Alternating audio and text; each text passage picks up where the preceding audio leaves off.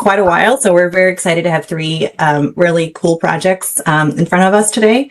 I will pass it over to Pavlina Ilieva to introduce the panel. Thank you. Good morning, everyone. Thank you, Caitlin. We're delighted indeed to be back in action. And this will be an exciting day of seeing three great projects and being able to dive into new work in Baltimore. So thank you for being here and for joining us. With me today are Sharon Bradley, landscape architect, and Kevin Storm and Osborne Anthony, architects and planners. The four of us will review your project today. I heard earlier conversations about initial introductions and then the follow-up presentation. Please keep that one short. 20 minutes will be ideal. It will be immediately followed by Q&A. So that would allow us to go back to any particular slide and ask any clarifying questions. So it's more important to get an overview in these first 20 minutes, and then we can dive deeper into any particular topics of interest. The last portion of the meeting will be a discussion among the panelists with comments for the project. Without any further ado, I'd like to hand it back to the project team. Please take it away. Thank you. Great, thank you. Very excited to be here, be the first project in a little bit of time. I'll be very brief. My name is Greg Herlong with Wexford Science and Technology. We're based here in Baltimore, Maryland. We do work nationally. We are one of the partners on this project, along with GMH Communities and Graffito SP. We were awarded this project through an RFP process that University of Maryland, Baltimore put out in late 2024.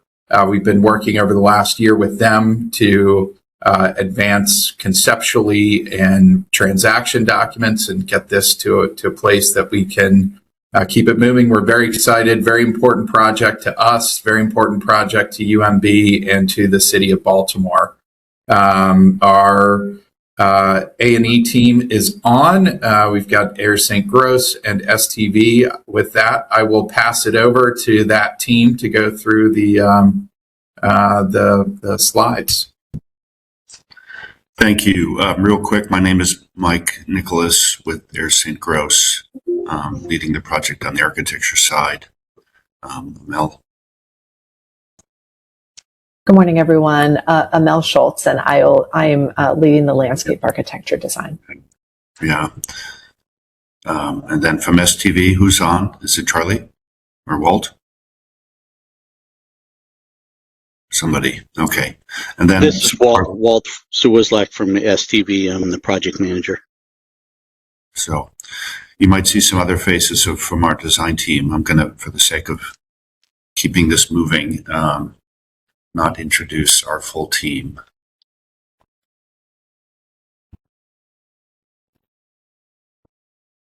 On here. You all seeing my screen? Looks good. Yeah. Okay. So real quick, in terms of agenda, we'll give you, this is really intended to be a fast intro. So Amel, we'll try to keep it quick here if we've got 20 minutes. We'll talk about the context and the neighborhood that the project sits in, kind of what the project is programmatically, share with you some of our process content that has kind of gotten us here today, kind of confirm kind of where we are in our schematic design process, show you some massing and exterior development, and then end with a recap of the ground plane and landscape and public realm. So with that, let's jump in. So I think everybody knows where the site is from our earlier deck. We've advanced the design a bit from a week ago when we sent you the preview package, but everything you'll see is consistent with what you saw a week ago. The site is a part of the UMB sort of broader campus property. You can see that outline on the screen, that the zone in light red is kind of considered the north edge of campus, and it's where from a UMB campus planning and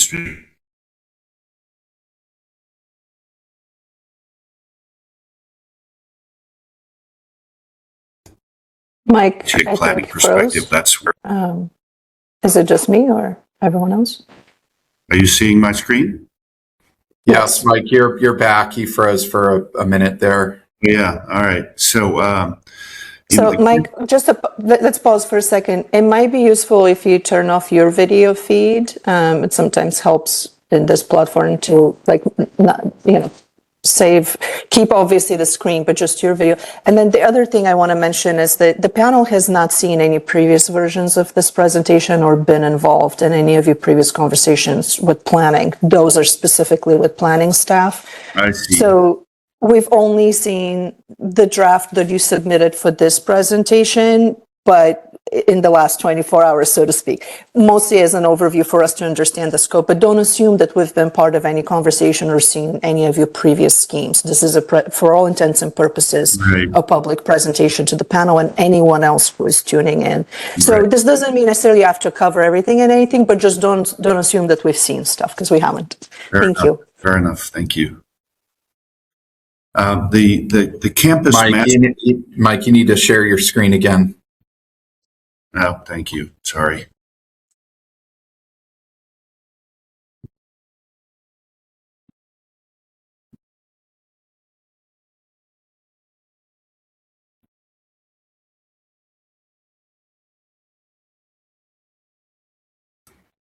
And I would go off video, Mike, just to make sure we don't lose bandwidth.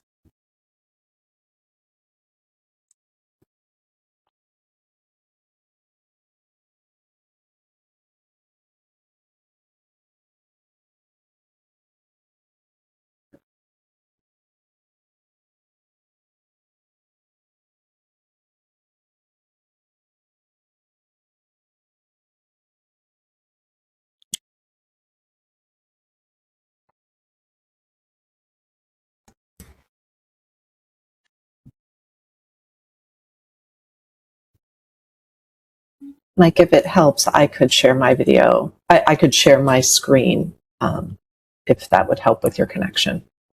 Yeah. Why don't you share your screen, Mel? You have the file. Yeah.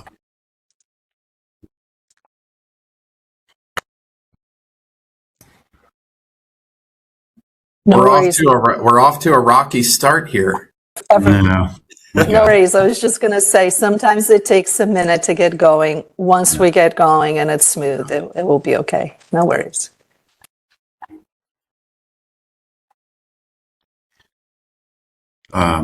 Let's advance one, please. Let's keep moving. I think everybody's seen where the site is and understands its general context. We'll keep zooming in here. So the campus plan, the campus master plan for the university has informed a lot of what you're going to see today. And there are a few highlights from that plan that we wanted to share because it informs kind of the rationale behind why the design looks the way it does. So, the campus is growing to the north. Arch Street, Green Street, and Pine Street are the three primary streets that offer, connectivity back to campus.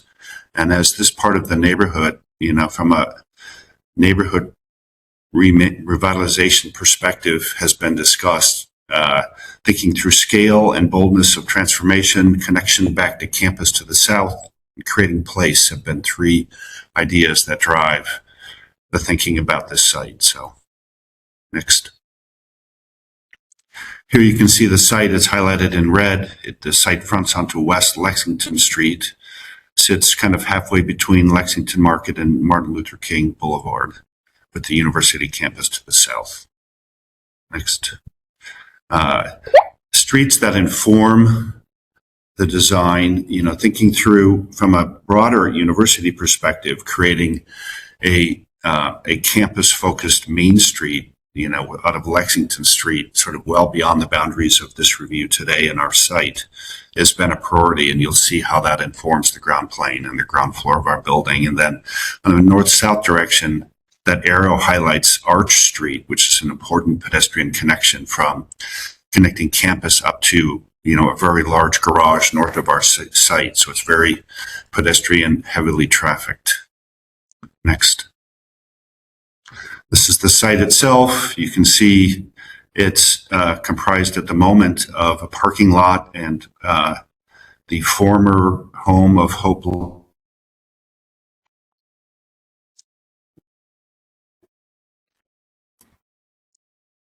While we, Mel, yeah, I I'm think gonna, I'm it's gonna an older hop. building. Mike, you are coming in and out of connection. I don't know if it's possible for you to go to a desk and have a desk connection where there's a hard line. Danny, would you be able to find somebody from IT to help support Mike while we're on this call so that he can get caught up? And in the meantime, the good news is that you now know that the site is north of West Lexington. There is a large surface parking lot on the site today. Hope Lodge is currently a building there, but it is planned to be demolished. And Walt, I don't know if you would be able to step in and speak to some of the zoning and regulatory aspects of the site. I can do that. The zoning is C5DC downtown core. Multifamily, outdoor dining and restaurants and retail are permitted. There's no PUD, or it's not in a PUD or urban renewal area, and we're not anticipating any variances. It's not located in a CHAP or National Registry Historic Place. There's no floodplain and critical area. The site will be characterized as redevelopment, and quality treatment will be addressed on site. Utility capacity has been obtained from the city. There is capacity on the adjoining infrastructure for utilities, both dry and wet, including its BGE. And the university will be pursuing a developer's agreement for the improvements within the public right-of-way, and we will be providing a developer's agreement if required for any of the street frontage improvements along West Lexington or Arch Street.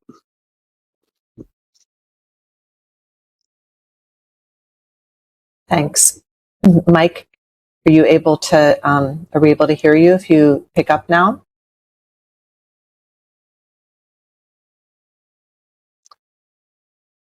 While we work out that, I'm going to advance with these elements. So you can see the street addressed. It's about 2.7 acres. Although this is in the larger University of Maryland district, the limit of the work we've highlighted here in red. I think there's one really interesting aspect that I'm sure you'll ask more questions about. It has a very interesting relationship to the building to the north, and including sort of a covered portico that is part of that building.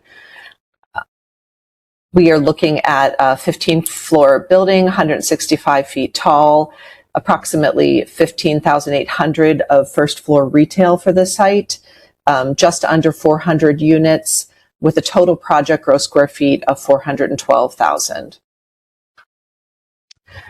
So here you can see some of the views to the site. As I mentioned, it has a very unique relationship with the building behind it, which is what you can see in this upper right-hand image. We are looking through sort of that covered building. This is a parking garage for a number of floors, and at the very upper levels has the University of Maryland administration offices. Our site is just beyond this. It actually comes right up to the edge of it.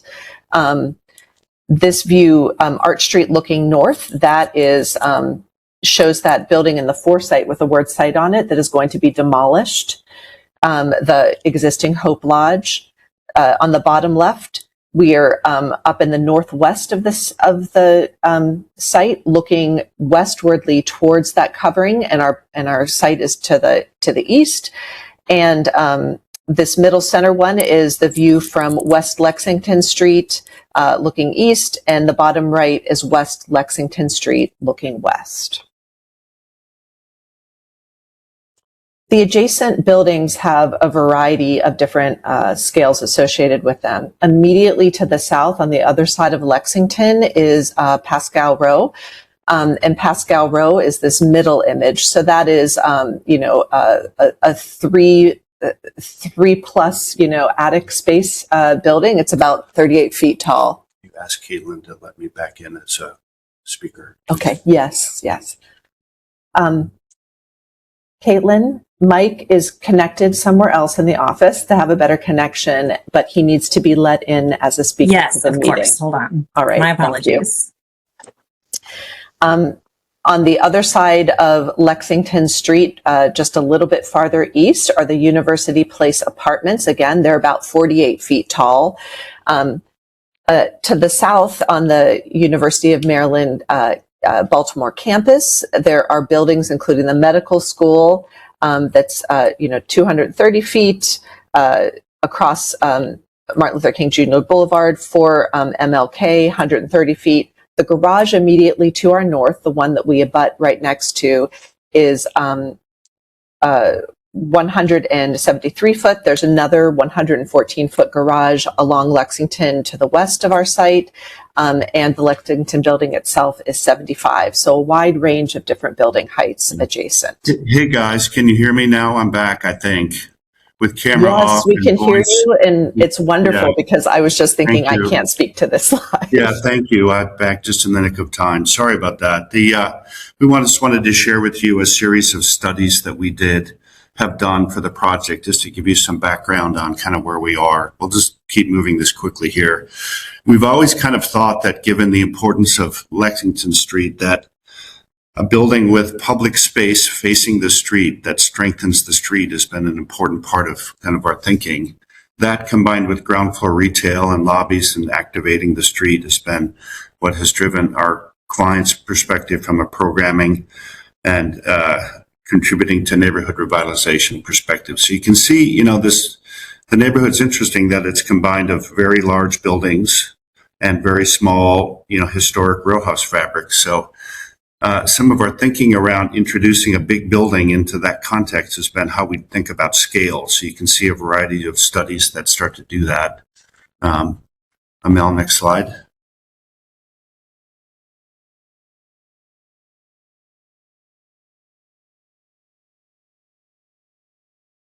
Thinking through is somewhat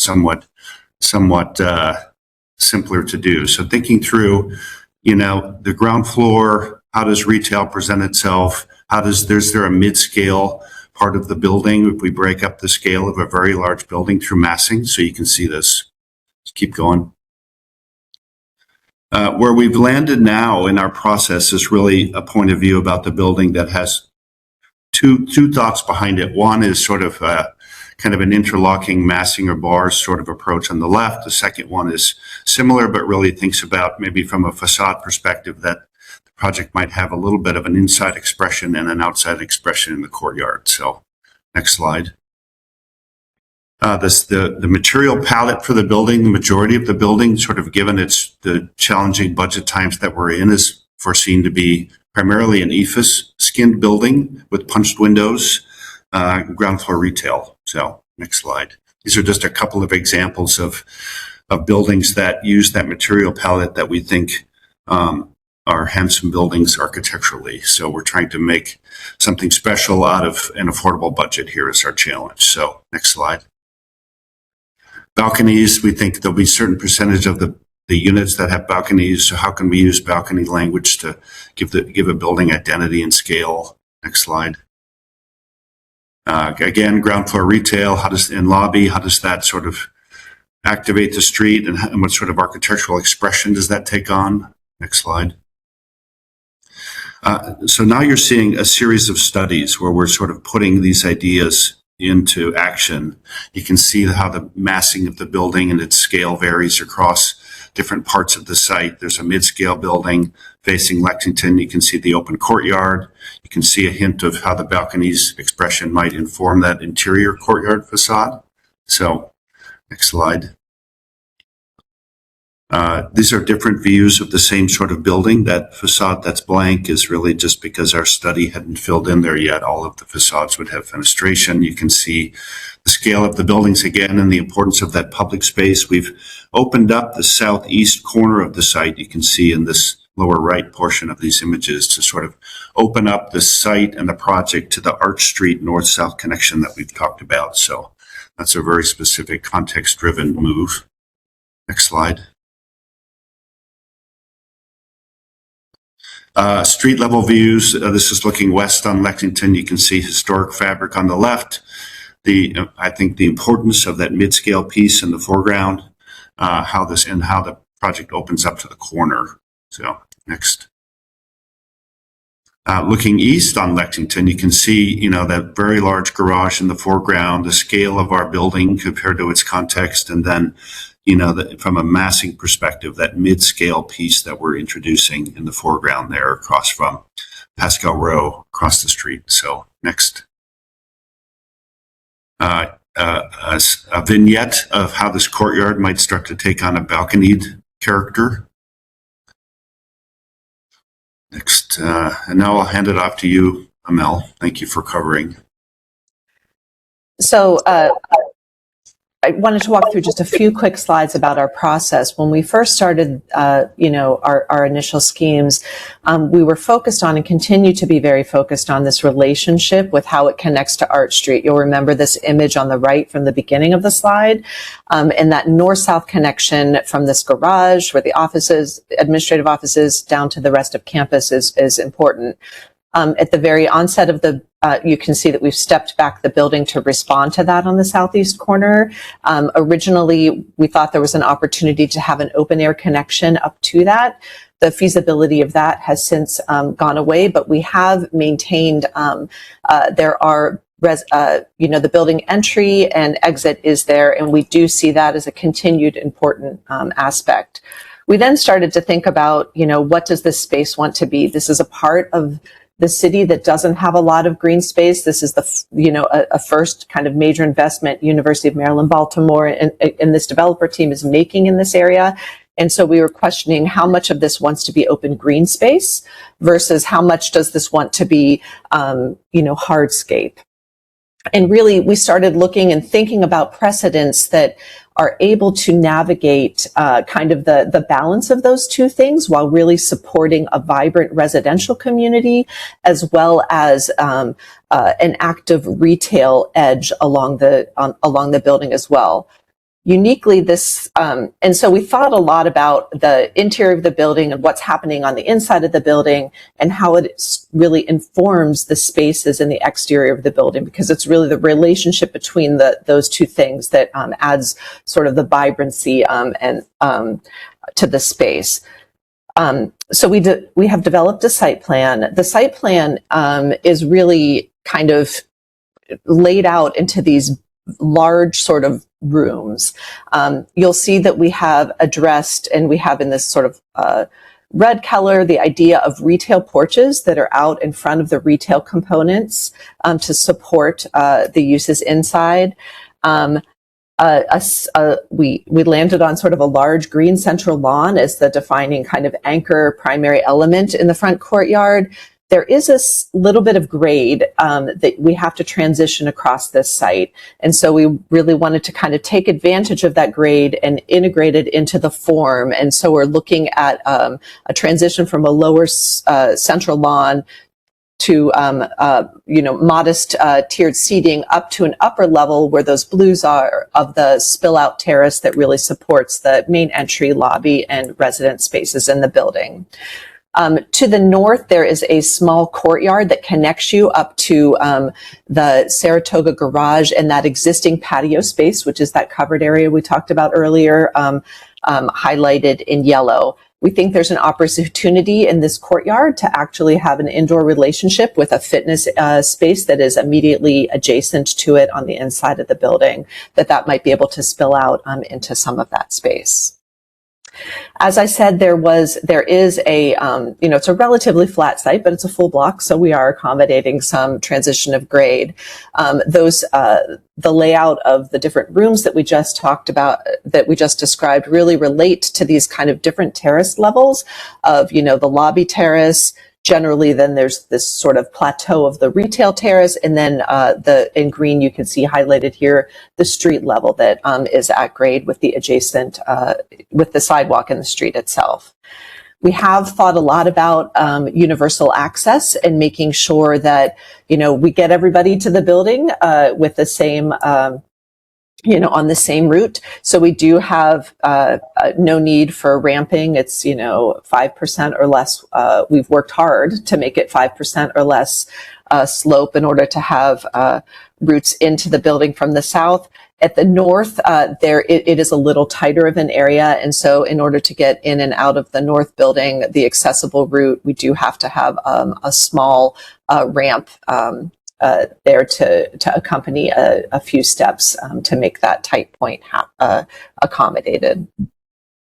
And one of the things that we did spend some time thinking about, it is a tight space between our building and that the garage to the north. So we really wanted to understand, how much that is in shade and light, what is feasible from being able to be planted and thriving there, and also what feels good for a person to be in there. So you can see that it does have limited light associated with it. And because of that, we kind of pulled back, and there's one little sliver of light on the northernmost side where we think we can, expand plantings and have successful plantings.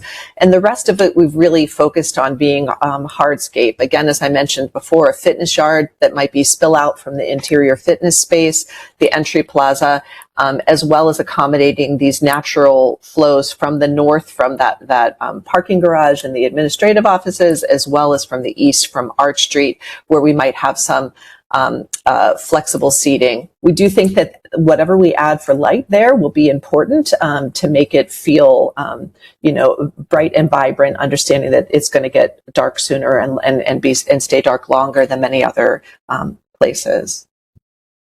And so with that, this is just a quick sketch of sort of where we are with our the design now. That concludes the overview of the project. And Mike and I are happy to navigate through the presentation and start the conversation. Thank you both very much. The presentation was succinct and clear, and I really appreciate it despite kind of the technical difficulties. I think it was a great overview of your work so far. I'd like to invite the rest of the panel at this time to ask any clarifying questions that they may have. And I'd like to start with Ms. Sharon Bradley. Sharon, do you have any questions for the team? Yes, just a few. I agree. It's a very clear presentation. Thank you very much. You answered all my questions as I formulated them. Quick question. I know it's early days, but early in the presentation, there was a mention of stormwater quality treatment requirements being met on site. And have you explored what those are yet? How are those being met on site? We are still in the process of working with STV and figuring out where we can have on-grade solutions versus where we need to have a structured solution. That's, a logical next step for us to kind of investigate and understand the quantities of both. Okay, thanks. And then someone on your team also mentioned a developer's agreement for the streetscape. Can you explain what that means, and are you engaging the streetscape, or is that a separate scope of some sort? Greg, correct me if I'm wrong, but I'm going to jump in on this one.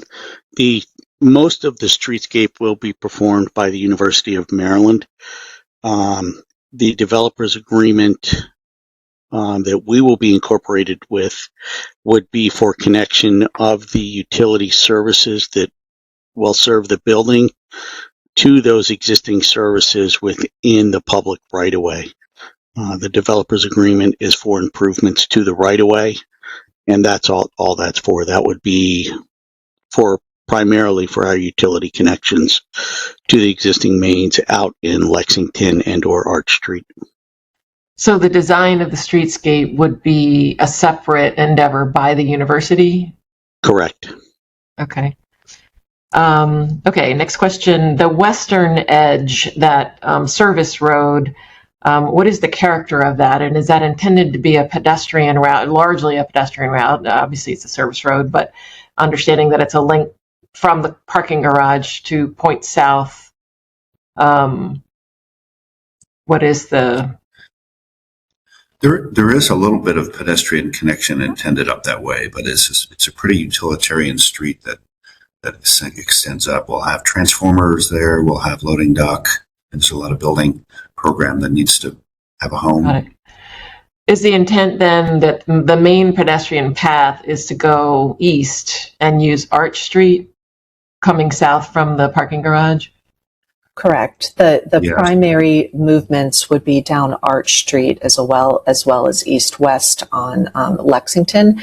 That service drive does accommodate pedestrian traffic, but it would be the less desirable because of all of the service components and loading dock of the building. Okay.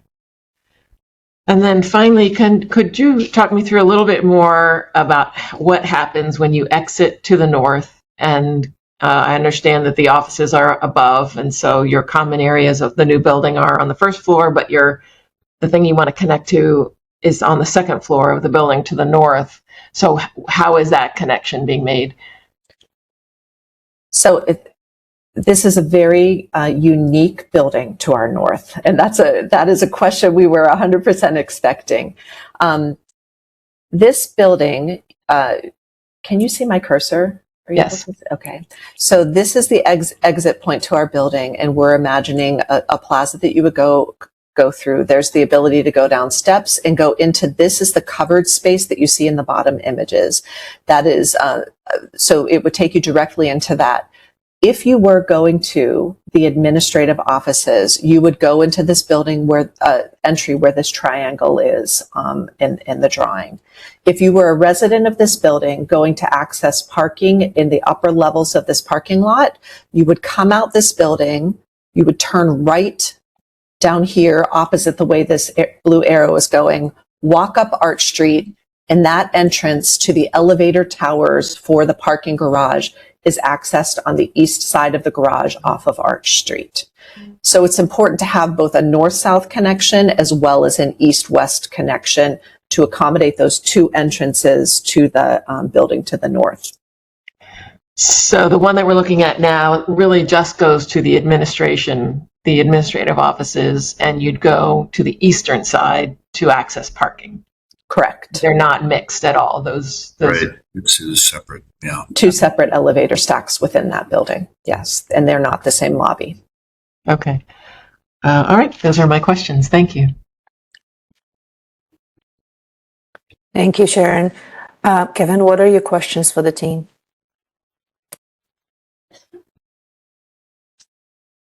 I think you're still muted, or maybe the headphones are not connected. Can't hear you. You might have to switch. Can you hear me? We can now, yes. Okay. That was for me, right, Pavlina? It was for Kevin, but while he's figuring out his headphones, why don't you go, Osborne? I like that. Let's In go. the meanwhile, sure. Perfect. Thank you. You're welcome. Just a couple of quick questions, and maybe I missed this programmatically. So I understand this building is by University of Maryland. The fundamental program here is just residential and retail, right? There's no other elements that are specific to the university. That's correct. Yeah. Okay. Yeah. And then the way that program is allocated, the retail is restricted only to the ground floor. Is that correct? That is correct. Yeah. So as I look at the massing that kind of relates to the scale of Pascal Row, the ground floor is retail, and everything above that is residential, as well as everything in the towers. Yeah, correct. Got it. Yeah. Okay. Could you just give me a sense as the size of the courtyard?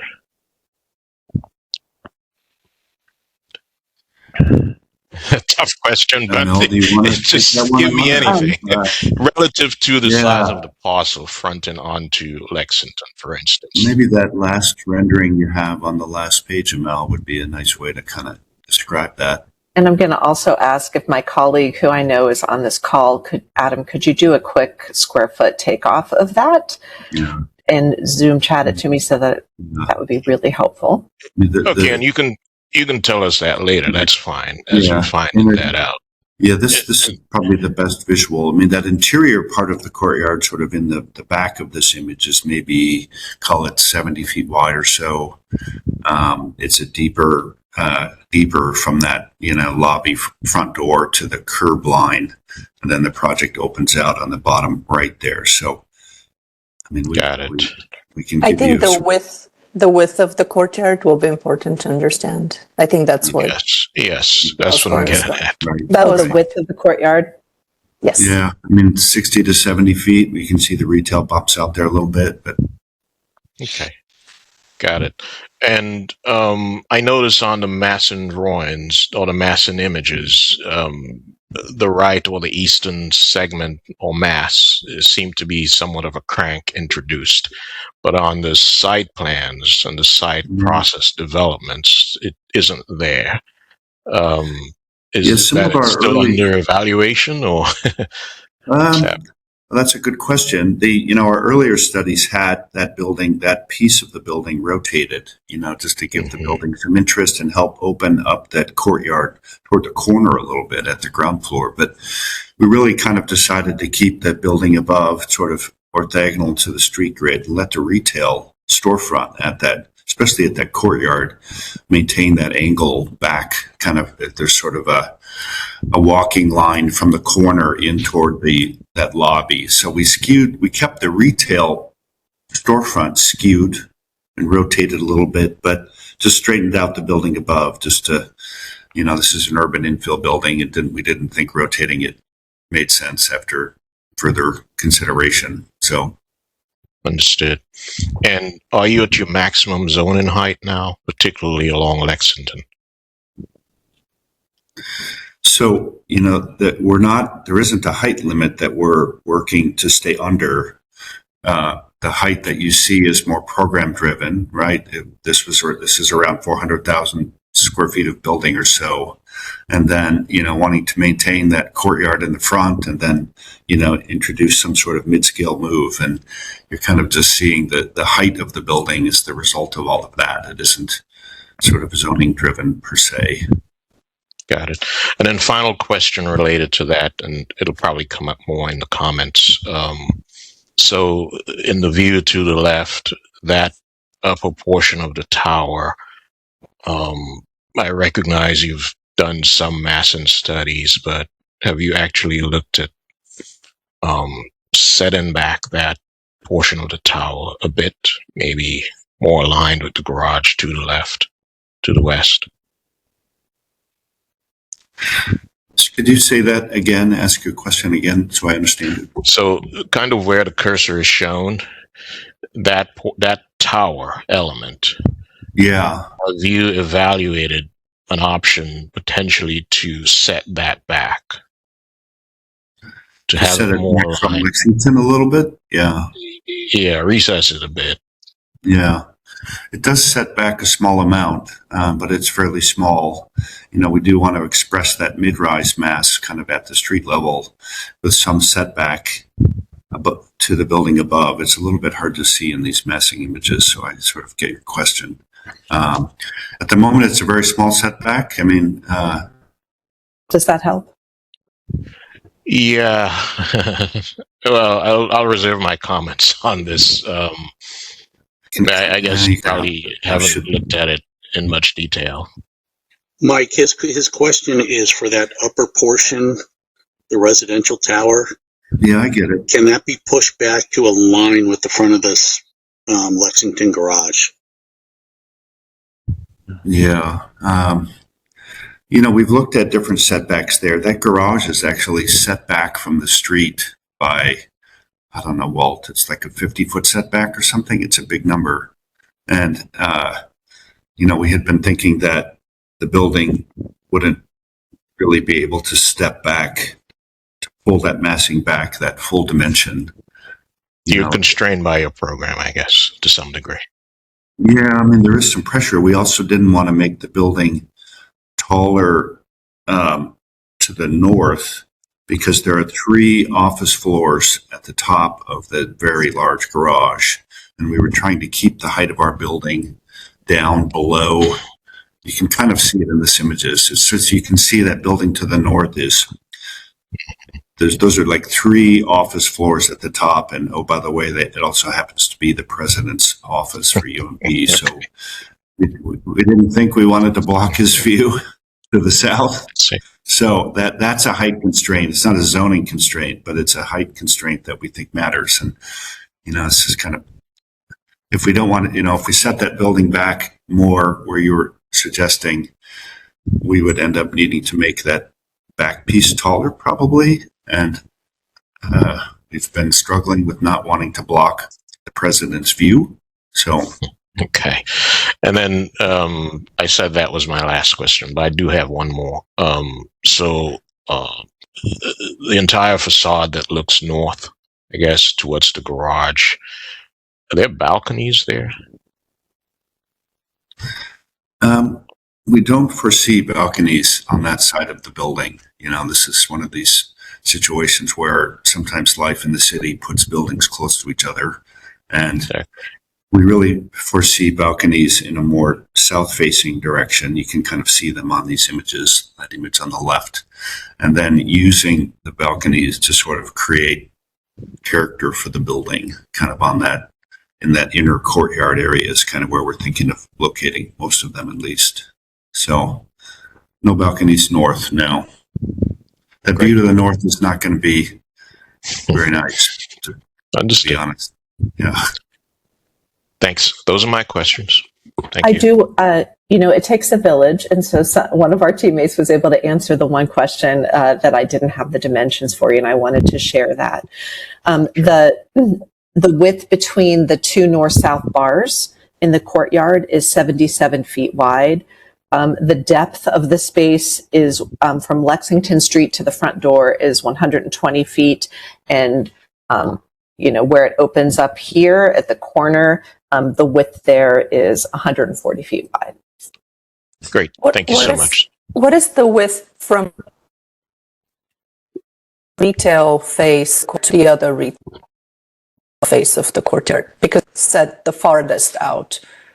Right. That is actually the 77-foot dimension. Okay. Great. Thank you. Thanks. Can you hear me now? Yes. Sorry, I think Kevin, I got my. please go ahead. So Thank you, I think Osborne. most of my questions have been answered, but I did a couple quick ones. If you can go back to the garage portico plan, I just wanted to understand which part is vehicular and which is pedestrian, because it seems like in some of the renderings maybe I wasn't fully understanding. There is like a drive-through, right? And then like a half of it is pedestrian only. Is that right? Am I understanding that correctly? There is a drive-through, but that you and I can. But you and I cannot drive our cars through it. It is. So this portion is pedestrian with, it's what you see in this picture right here.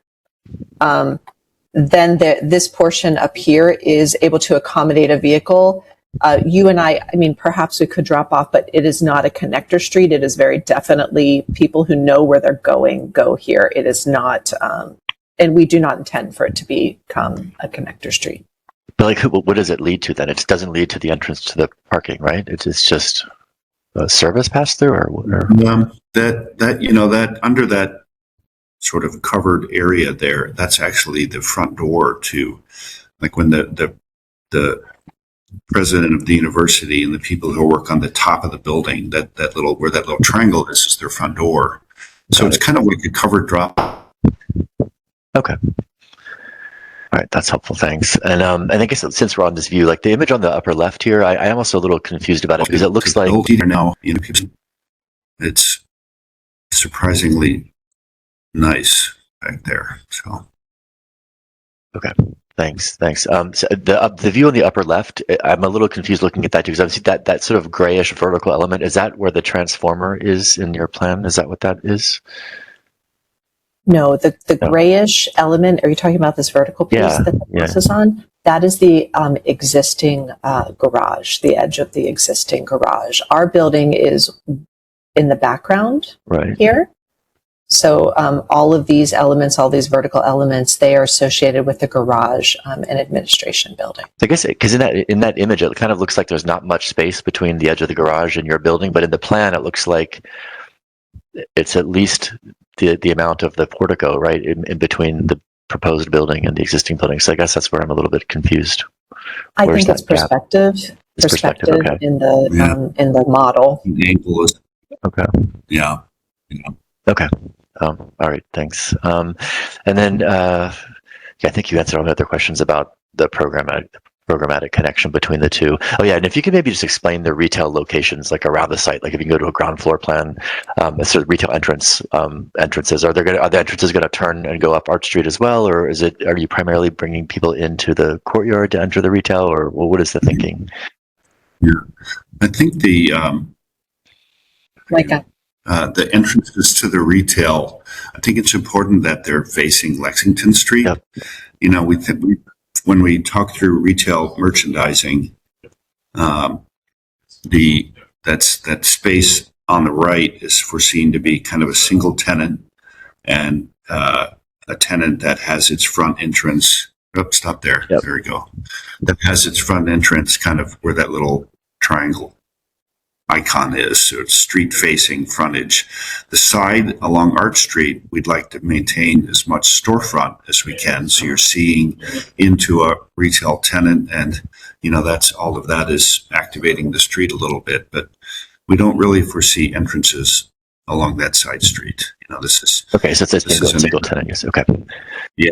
And then similarly on that left side, we foresee that either being one or possibly two tenants, right? So it might end up being demised, kind of splitting it in half with a left half and a right half. And again, we foresee entrances either facing Lexington or maybe at that bottom right corner of that shape, especially if it ends up being two tenants, So we're hopeful that the tenants there are sort of F&B, food and beverage focused, and that, that's a little bit of cafe seating or outside seating might be, a part of the activation here.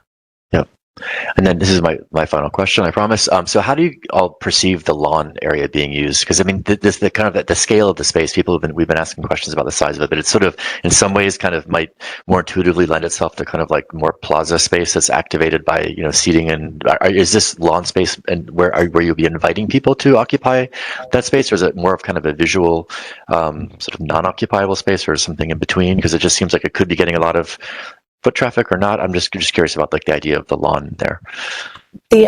We landed on the lawn really to have some relief in such a part of the city that is void of any softscape, essentially.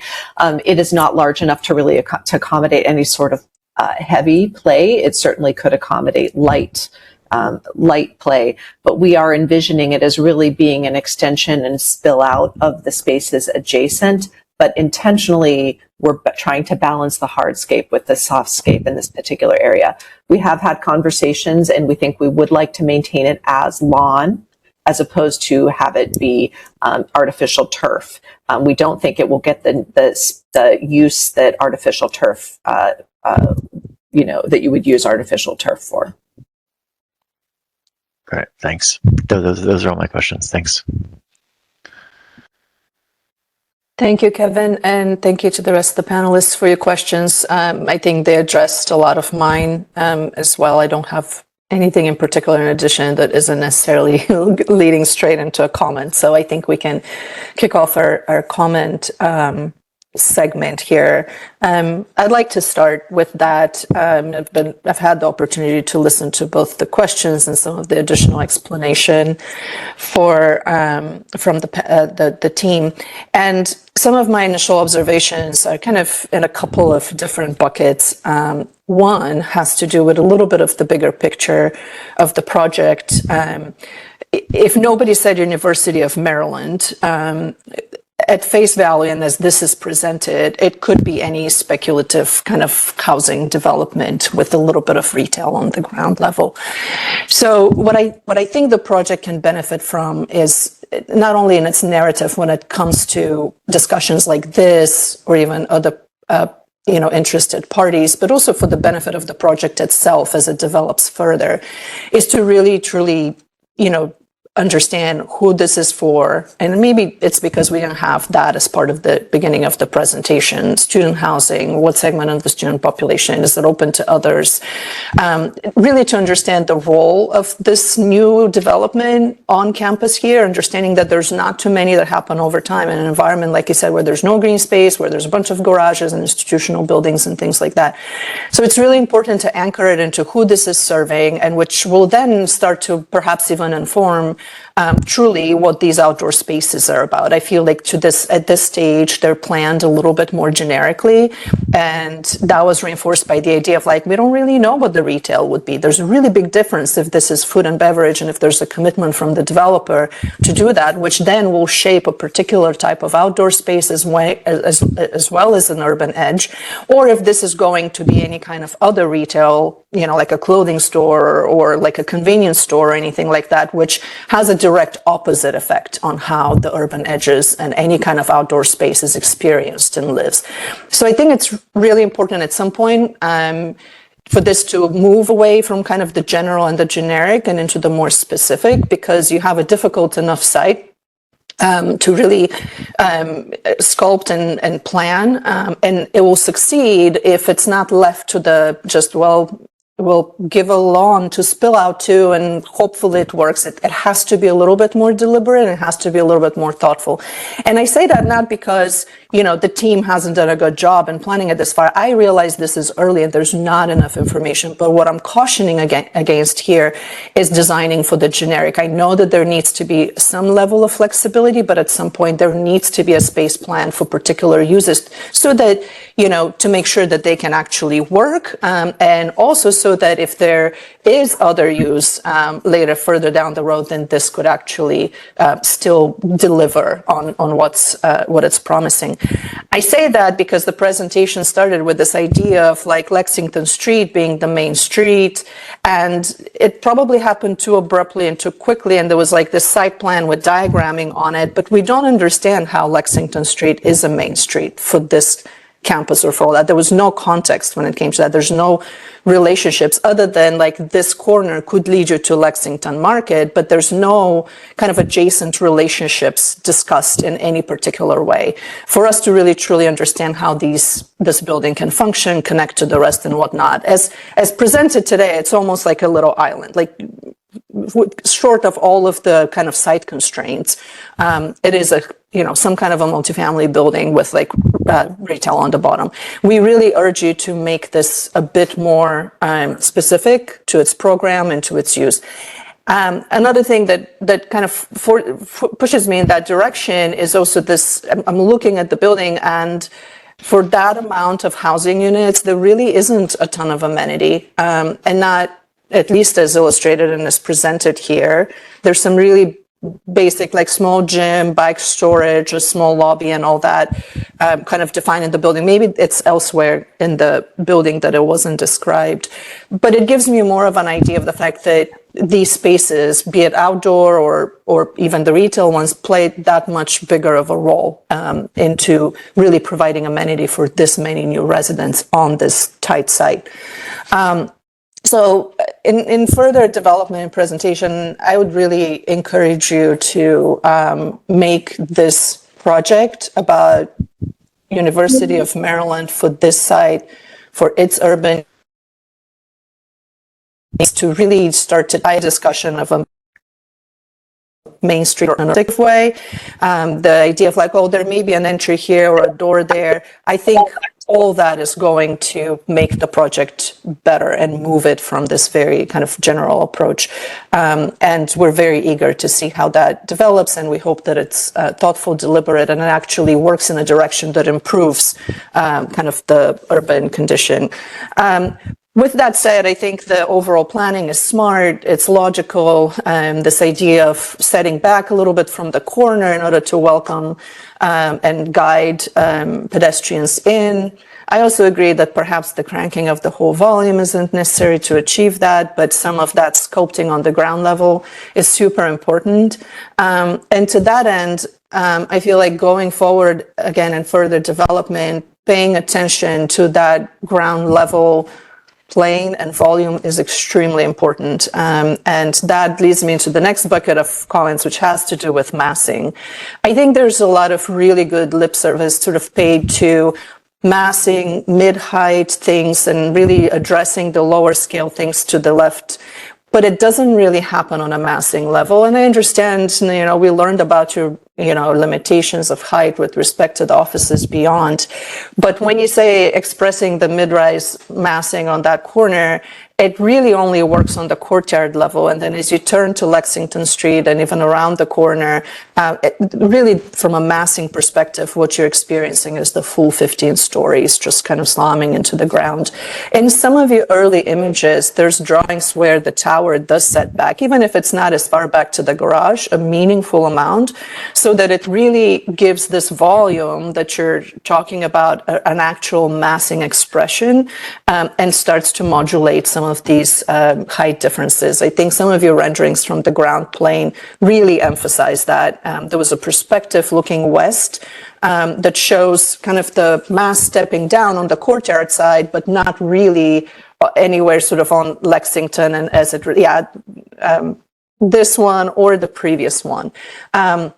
So your intentions are right. Obviously, I'm pretty confident that you as designers know that the right thing to do is to try to set that volume of the tower back as much as possible to really allow for the massing to breathe, for the street to breathe. And I really urge you, and I hope that as you continue to work on this, you can find ways, even if it's like that last set of units, the last 2 units at the end of that leg, if that density can be redistributed somewhere else to really give the street and the whole context a little bit of a relief, will be really successful. And then you can come and say, the massing is expressed and it's stepping back and we're modulating between the historic low fabric and the tall one.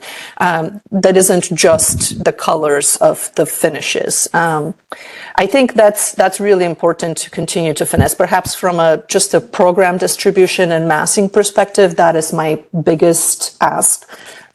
Is to go back to a version that pushes that white volume tower a little bit further away from the street. I think you'll experience that the most as you get closer to the building, actually. From here, we're maybe looking at it kind of in a more diagrammatic perspective. But everyone who's been next to a 15-story building understands the difference of a retail edge or a lower volume coming out some 20 feet out, where you really feel like that's the level of the street that you're occupying, and there's a volume beyond. And even just from a climatic perspective and how kind of all of the air movement and things work around a building like that make a big difference. Some of it is perception for everyone who's using retail or just trying to have a new experience, which is an urban street kind of commercial experience, as opposed to walking by the edge of these very tall buildings, which is there right now. This is really something that will make this humble project very successful, is if you can get that lower level, the retail obviously, and that smaller volume that you're using, and you've positioned very daftly to like modulate between the two, that really succeed. My last comment has to do with just the overall approach to the building and the aesthetics of it, and maybe some of that. I want to commend you for embracing the more humble material from the very beginning of the project and really working towards something that can end up being very attractive and very good looking, because it is part of the project early on. Most of the time, some of the moves to the most affordable finish happen so late in the game that it works as a kind of almost like an afterthought, and it doesn't quite get the benefit of the full design effort of the team when it happens later on. So I'm encouraged that it's actually being considered from the very beginning of the project.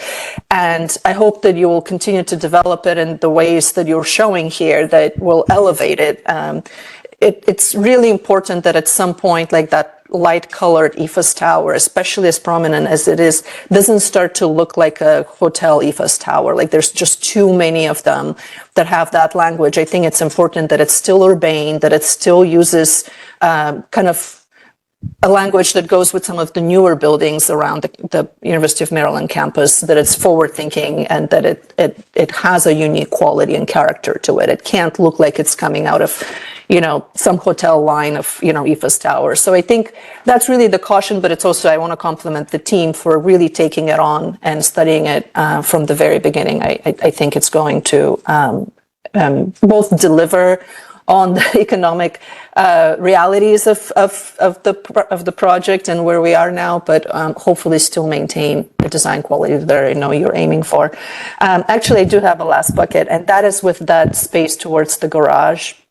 A little bit concerned about its function. I realize again that there's a ton of constraints and kind of circulation issues. I'm still not clear as illustrated, like there's the blue line that shows coming out of that central area, but it sounds like that is really the area where the offices are accessing things, and I'm not really clear why they're leading to the apartment building, if that is really the president's place of entering that. It seems to me that if this is for the residents, then it makes sense that north-south blue arrow is coming from where the residents will be coming.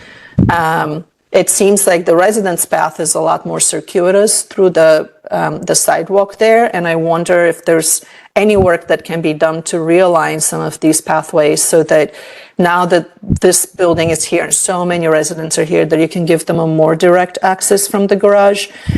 I bring that up because I'm also a little bit concerned about safety and security, and it is the nature of the rest of the photos that you're showing here, the big kind of covered overhead structure, the tight space between now the 15-story building and the garage. And I'm just thinking about visibility lines, about safety of like walking from the car from the garage to your apartment unit. I'm far more concerned about the actual functioning, safety, and access in this area than I am about necessarily if we can squeeze some plants in there, because it is a very compact place and it's dark, and I don't know if things can survive there. But I think there's more work that needs to be done in actually making this function for the benefit of the residents, while of course maintaining the functional aspects for the office users above. Right now, it seems like simply coming around and finding your way to the entry should work, but I wonder if there's a better, more direct and kind of more secure way to make those connections happen. I'm saying it because you've made it very clear that the two north-south streets aren't necessarily well trafficked by pedestrians. They don't have a ton of visibility in those areas. So just something to consider about the whole northern edge of the building, which has significantly more less eyes on it than the retail edge on the other side. I'll pause here so that there's time for the others to comment as well, and I'll recover any last thoughts if there's anything left at the end. Thank you, and I'll pass it on to Sharon. Sharon, what are your comments for the team? Thanks, Pavlina. I'll start with the courtyard. I do appreciate the strong indoor-outdoor relationships and the logical adjacencies that are emerging. And I agree with Pavlina, there's only so much you can know now about what those adjacencies are actually going to be, and assuming and hoping, and as Pavlina is mentioning, making sure that logic still exists, that you'll evolve the design as you know more about what's happening inside, so that there is that strong indoor-outdoor relationship is maintained as more is known about the programming inside the building.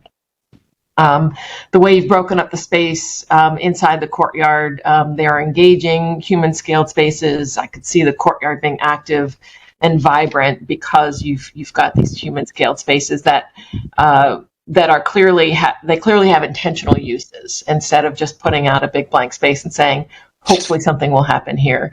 I think by breaking it down, articulating the space to this degree, accommodating the change in grade with the tiered seating, for example, which makes complete sense, I think will be successful in anticipatory design and understanding how this is likely to be used.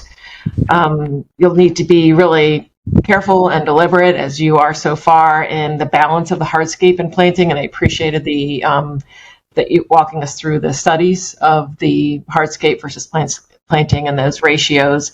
And I think you're striking the right balance. One of the precedent imageries that you showed when you were considering, is it more paving, is it more planting, really felt horrible. And I'm glad you didn't go that way, where it's just all paving and changing hardscape changes of elevation. It just feels cold and uninviting. Acoustically, that's not comfortable when you have a fairly tight space. So I'm glad you have introduced places to sit on a lawn, places to have respite under tree canopy, and be next to planting. So keeping that balance, when the push-pull for programming space gets really going, is going to be really important in this space. I think you've handled the change in elevation really deftly. I love the universal access, that there isn't you go here and we'll go there. You're not separating people. It's very subtle how you're navigating that change in elevation. And the vertical separation of that space outside the projected retail area, I think is clever, because it'll animate that corner, but allow for some separation for people who are dining or hanging out to do some people watching, a little bit separated from the traffic and the activity at the corner. So I think that will enliven that edge and invite people in. And I like the fact that you use the change in elevation to do that. I think that'll work well. I'm hoping that little triangle at the southern edge becomes a bioretention of some sort, that the stormwater management is managed there, introduce native plant massing, have that softer, wilder edge in a very hardscape world right there. That'll have visual and ecological and educational value, putting it there. It's also at the low point. I'm hoping that will work to really be bold about how these pockets of planting are going to work in the space, so that they can hold their own and have a presence with all of these vertical walls and traffic grid around it. So yeah, appropriately scaling the planting as you start to develop the materiality of that space. And then the streetscape. I'm assuming there'll be some coordination with the university. If the university is handling that, certainly you'll want a cohesive design between the two, how the streetscape is working and how the courtyard is working and what the pedestrian experience is. Not forgetting Arch Street. It's a small streetscape. It's a thin streetscape, but that means more attention is perhaps needed. So we're understanding the pedestrian experience, especially if that is the main route from that Saratoga garage to Point South. And then similarly, I agree with the comments that have been made already along Lexington with the massing there. I think the nod to the Pascal Row houses, it feels more like a facade treatment. It is more of a facade treatment than a massing treatment, which is not only impactful in terms of visually for the scale of the buildings across the street, but it's also a pedestrian experience and how you feel a little pinched there and overshadowed by a tall building. So I agree with the other comments, and I'm sure they'll speak more about it, that the massing would feel a lot more comfortable from a pedestrian standpoint and a streetscape standpoint if that's set back a bit. And then a couple last minor comments. I agree with Pavlina, and I'm sure it'll be said more. The northern edge, as you're grappling with it, it's clear, it's tough, but that needs more consideration, as Pavlina was saying. It needs to be resolved. It's not quite as coherent and thoughtful as the courtyard itself, and that needs more needling to get more clarity in wayfinding, in how that place feels when you're in it, and the intentionality of the connection, and not feeling like a back door or a leftover space. So that will probably need some more attention. And then also the western edge, it's a service drive and it's intended as a service drive, and I understand the housekeeping has to be somewhere, but in all reality, that will probably be a route that is used to move north-south. And so understanding that and anticipating that with attention to the pedestrian experience there as well. But overall, I'm excited about the courtyard. I think that's going to be a lovely space, an inviting space, and I think it'll be a successful space. So thank you. Thank you, Sharon. Osborne, what are your comments for the team? Sure, thank you. I think it's an interesting project, but I think up front, and you may have alluded it to some extent, Pavlina. It really wasn't clear to me. There wasn't much clarity in terms of the program. I just saw it mostly as residential and retail, but I wasn't understanding the relationship to the University of Maryland. So I'm happy that you actually pointed that out. But nonetheless, when you think of a project like this, it's on an important campus. It's kind of in an important area of town. That area is still being developed to some extent. So a lot of attention must be paid to a lot of street activity, pedestrian movement. As part of a university, there's a lot of pedestrian traffic. So I think a lot of the comments you're hearing kind of, we don't necessarily want you to revisit that, but we more necessarily, we need you to kind of think a little bit more in a granular fashion in terms of the life of a pedestrian walking around this building on a daily basis. I think that's really important. So with that in mind, that kind of jogged my thought process in terms of the program allocation. And I think on one hand, yes, it's important to have the ground floor have as much retail as possible to help reactivate these streets because, some of these streets are very challenging. The service alley, particularly to the north, as you've already heard, and the fact that Arch Street is it's a pretty important thoroughfare, to pedestrians because it's linking activities further north of your site. So I think you've actually made some moves to kind of help that, and I commend you in that regard.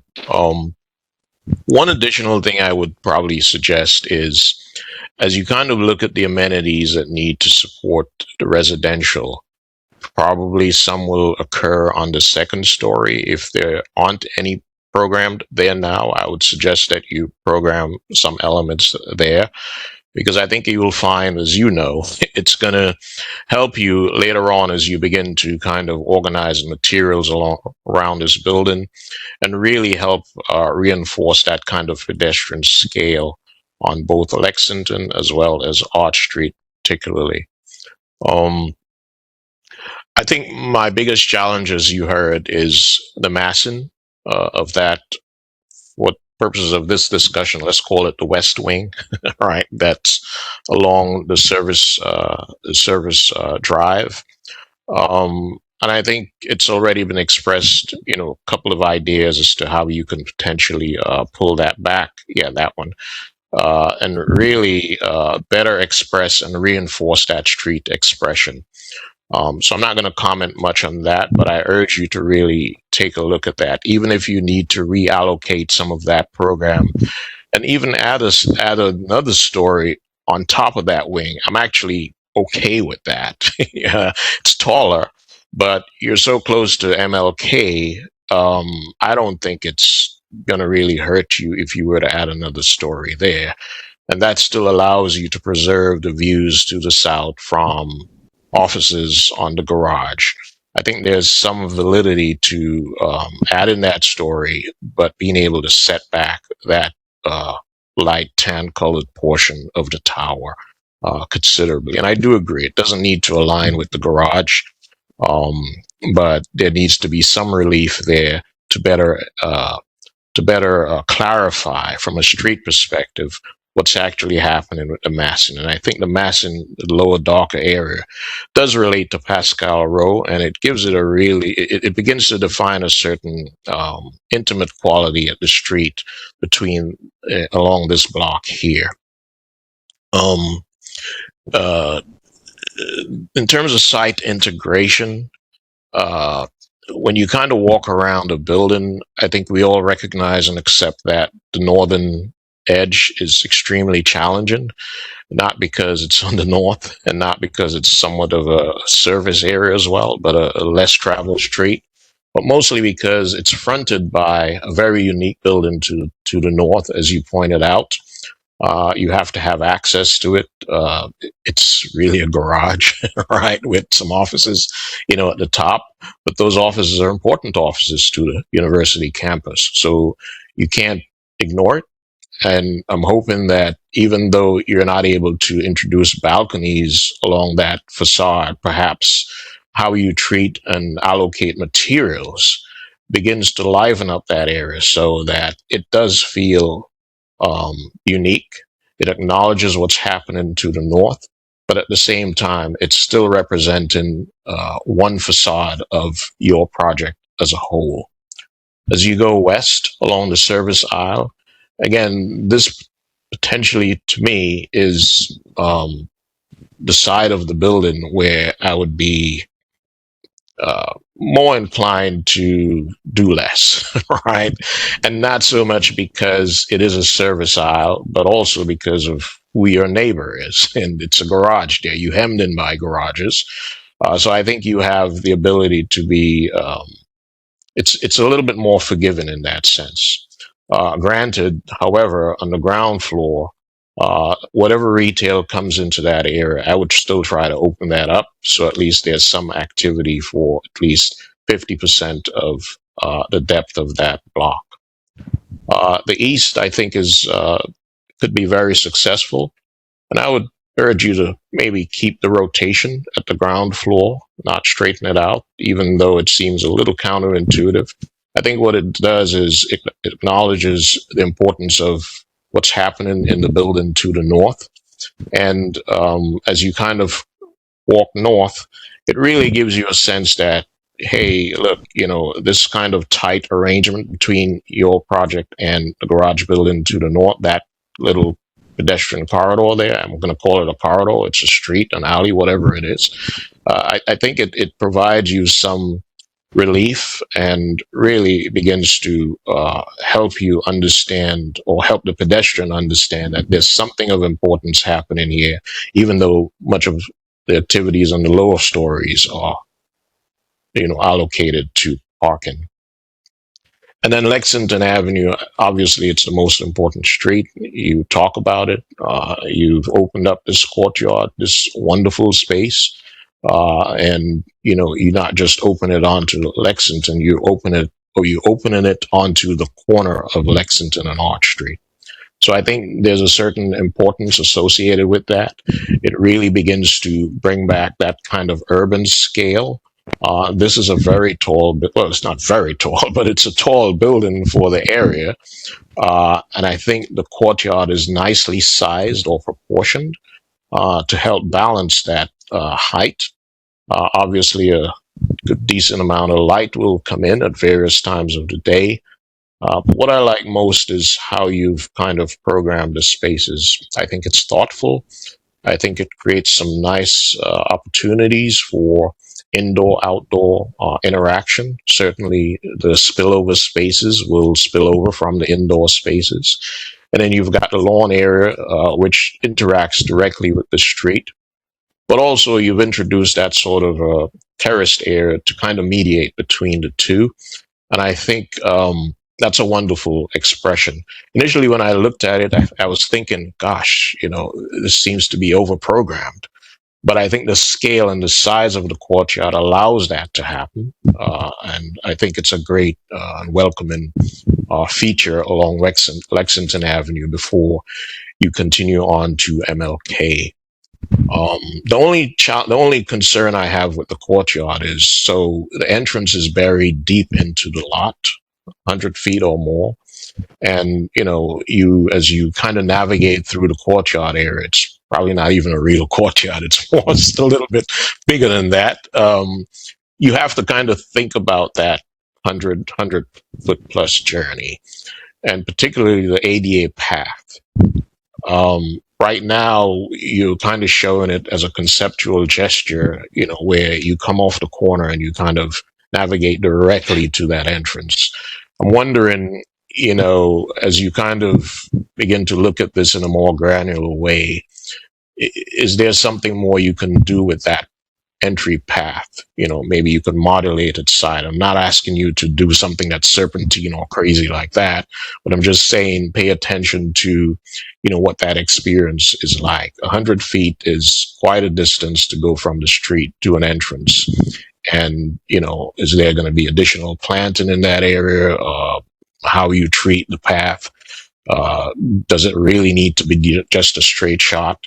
Can you use the grading and terracing in some ways to help improve that kind of a procession to the entry. But I think altogether, when you kind of take the project as a whole in its totality, you look at how you're dealing with the various edges, the street edges. If you can modify that massing of the west wing a little bit, I think the project will really come together nicely. So thanks for sharing. Those are my comments. Thank you, Osborne. Kevin, what are your thoughts for the team? Thanks. Yeah, I guess building on Osborne's, I'm happy I followed him because I completely agree. I'll add to the chorus of people saying that the massing of the West Tower, it's like you've gone so far to kind of, I think the massing notion is really strong, and I think you've gone like so far to kind of to get to it, but you just, all it takes is kind of setting that tower back like 10 or 12 feet as opposed to 1 or 2 feet, and it'll, I think, just make a world of difference. So I agree with everyone else, and I also agree that if that means adding a story or two to that wing, I think it actually strengthens like the idea of this step down, high, small, medium, large kind of massing that you began to allude to. I think it'll actually help it even by going a little bit taller on that wing. So and again, you won't block the admin views if you just keep it to that west wing, as Osborne suggested. So I think that's really a great direction. And then I guess building on that, like one of the advantages of a kind of stepped massing strategy like this too is the ability to activate some of the roof levels. I'm just wondering out, like, again, I know there's all kinds of factors that go into this. I know that you're very early, but having some of the building amenities be opening onto those roofs might maybe free up what looks like a kind of a tight, busy ground floor plan, which is, like instead of having, the fitness center kind of looking out at a kind of this tight sort of service alley, maybe it's, somewhere else on opening up to one of the roofs. Don't know if that's possible or not. At the very least, I think you could consider kind of green roofs or things that are, even if they're not occupied, that just take advantage of that terracing that you're already working with. But if you were able to kind of offload some of the amenities up higher, it does seem like you could maybe even push a little bit more retail space on the ground level and really activate the plaza even a little bit more if that's possible, or if that's if you think that's like feasible from a market and leasing perspective. I think that could be interesting.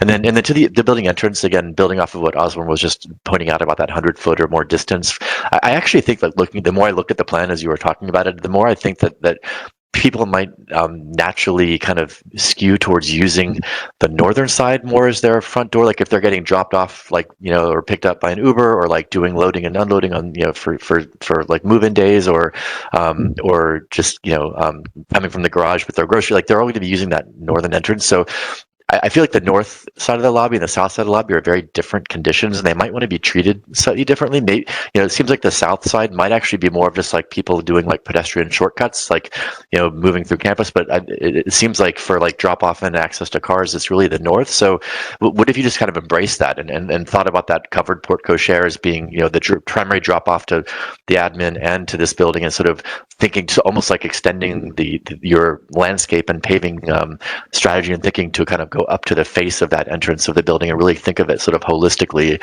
as a unified kind of, I don't know, like Winnorf-like shared space that really kind of serves as the primary drop off for the residential and the existing admin building.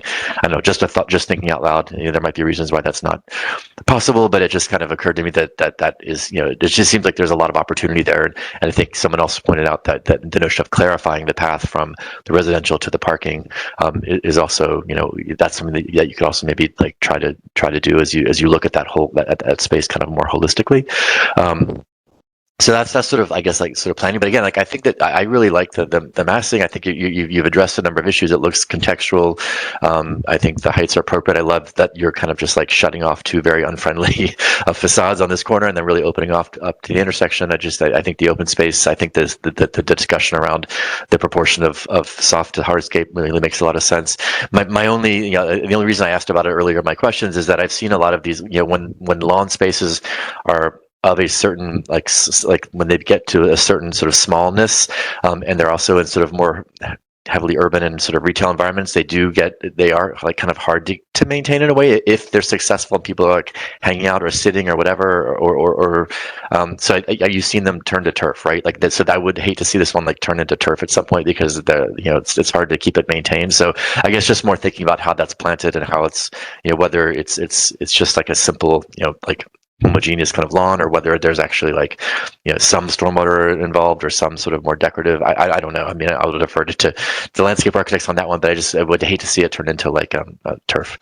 And then going now to the architecture, like I feel like the expression of your massing, which I think is really strong, but the expression you described it at one point as kind of like there's like an inside and an outside, and I also think that like that's not coming through in some of your studies, and what's coming through is more of like articulating each of the masses separately. And I think those are both totally valid ways of going about it, but they're kind of, maybe you need to kind of test both and sort of see which works, because I think if you go if you begin to articulate the masses kind of as like a family of slightly subtly different architectures, and it's less about inside outside but more about like the four big masses, that could, I think, yield an interesting approach. And then I think in doing so, it might allow you to think about maybe introducing at the base a slightly more sort of like durable or substantial materiality. Again, like I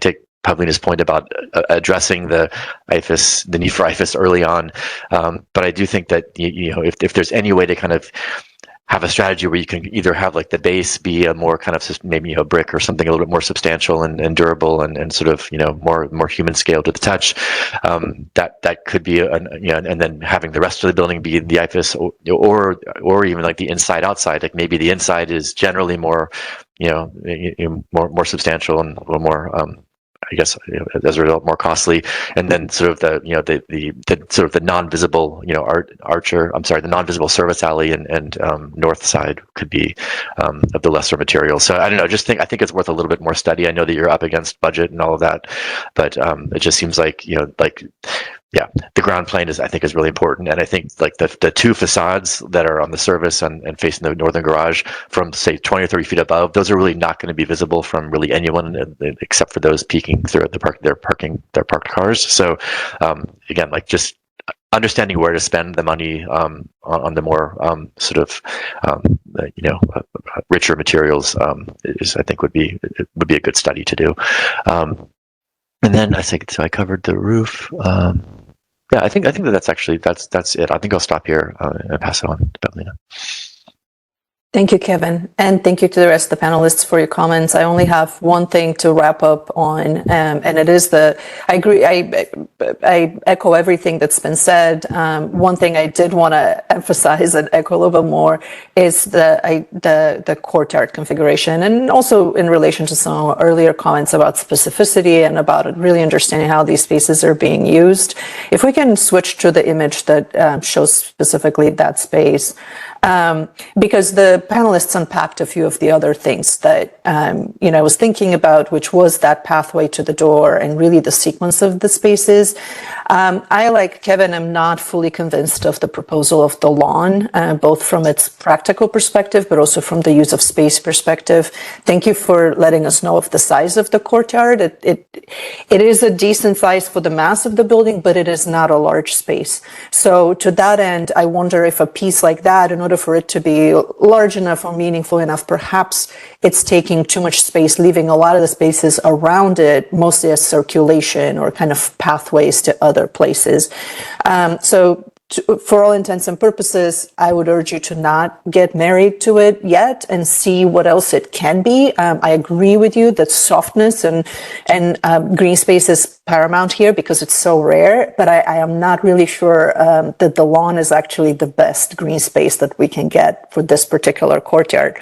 One thing, the reason why I'm bringing that up is because in relation to that pathway leading to the door, this is kind of the precursor of one of my comments about the generic nature of how these spaces and relationships are planned at this point, mostly because the entry to that lobby right now is a little bump out, which is a vestibule, a double door vestibule with a flat facade coming straight down, and then some paving there with nothing else illustrated on it. Can we go to the actual aerial? So I get the yellow umbrellas that are suggesting commercial, kind of the food and beverage retailer seating outside, and I also the pushing successful in the sense of like there's a clear definition. What is public? What is a commercial space? Still semi-public, but at that point you're on the premise of some business, I would imagine. So what's really important here is to continue to build some of these very legible kind of things about what is public, what is private, and what is now semi-private. Like, and I feel like once you go 120 feet deep into the building and you're about to enter a residential building, you're in that deepest layer of public activity. And then at that point, it should be responding a little bit more to the program that's happening on the inside, which is the lobby and whatnot. And right now, everything is about getting you from the corner to that vestibule in the front, and there doesn't seem to be a ton of activation just outside of the entry door or the whole front of the lobby that then starts to allow for that spill out to be happening. So I'm wondering if I'm a resident here and I'm bringing lunch and I want to, like, you know, before I hit my unit, eat it outdoors because it's a nice day. I wouldn't take it to the umbrellas of the food and bev element. Maybe I'll go and take some of those built-in lawn kind of seats, but what if I wanted to sit on a table and eat or have any kind of an extended outdoor lobby experience? I think it's important to start to relate kind of the landscape with the use. And I know you've marked it and you've planned it where retail is, where lobby is, where all of those different things. That's wonderful, and it's the beginning of that, but I don't believe that this particular configuration is yet fully working in that direction, and I know it will, because as you have more conversations internally with the developer and with the rest of the project team, some of these things really need to start to click and be intentional and be more granular, as Osborne was saying. So those are the kind of things we would really be looking for, because from an urban design and kind of outside looking in perspective architecturally, this is really what's going to take the project to the next level. Lastly, there's some awnings kind of conceptually realized in this sketch. I want to encourage you to continue to explore that, because that's another way to start to modulate both scale, kind of between even your lower elements and really the pedestrian level, but also to start to invite that spill out, like even if it is informal with tables and chairs seasonally, but there needs to be some idea that these edges, especially the taller portions that are coming down to the ground, have some relief towards the residential entry and even on some of these kind of spill out edges. Thank you all for your presentation today and for sharing your work. It is exciting to see this. You know, it's been a lot of, we can tell from all of the variations that you've studied and all of that, a lot of work getting it to this point. We're super excited about the direction that it's going. We know that as the project moves forward, some of these things will naturally be resolved and find their place. And we really look forward to seeing it, get to that next level. With that, I'll hand it over back to planning and see if they have any additional comments before we move on to the next project. Thank you all again. No comments. Thank you so much for being here and presenting. And we're pretty close to being on time, so that's great. Please email me a final draft of the presentation, and we will be in touch with the comments that were provided today, and to continue to move forward with the project. Thank you so much. And thank you, everybody. Have a move great on day. to the next item in just a minute, as we kind of shift folks around. Thank you all. Have a great day. Thank you. Thanks. Thanks, everybody. See ya.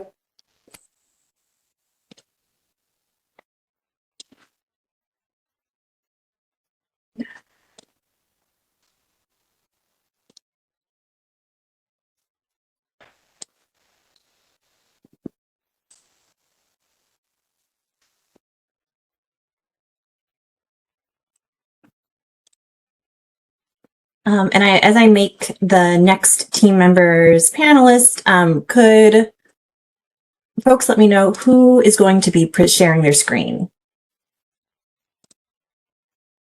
Sorry. I will. Hello, I'm Monica. Okay, great. I'm gonna make you the presenter, and you should be able to share your screen now. Is there anyone else that's on your team that I need to elevate to a panelist? Jason, what do you think? I don't know what's up with my camera. I apologize. Oh, There we go. there it is. Okay, sorry You can about see that. me now. Good morning, everybody. Hi. Morning. Yeah. Let me know. I think I elevated everybody. But if there's somebody I missed, please let me know. I can make them a panelist. Monica is the presenter, so you should have the ability to share your screen now. And I think we've got everybody. Is there anyone else from your team that we're waiting on?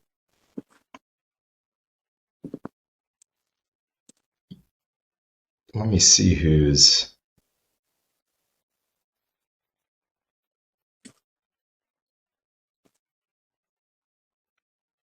I think we are at a quorum here. Great. Okay. Do we have Mitch on? Mitch here. I can.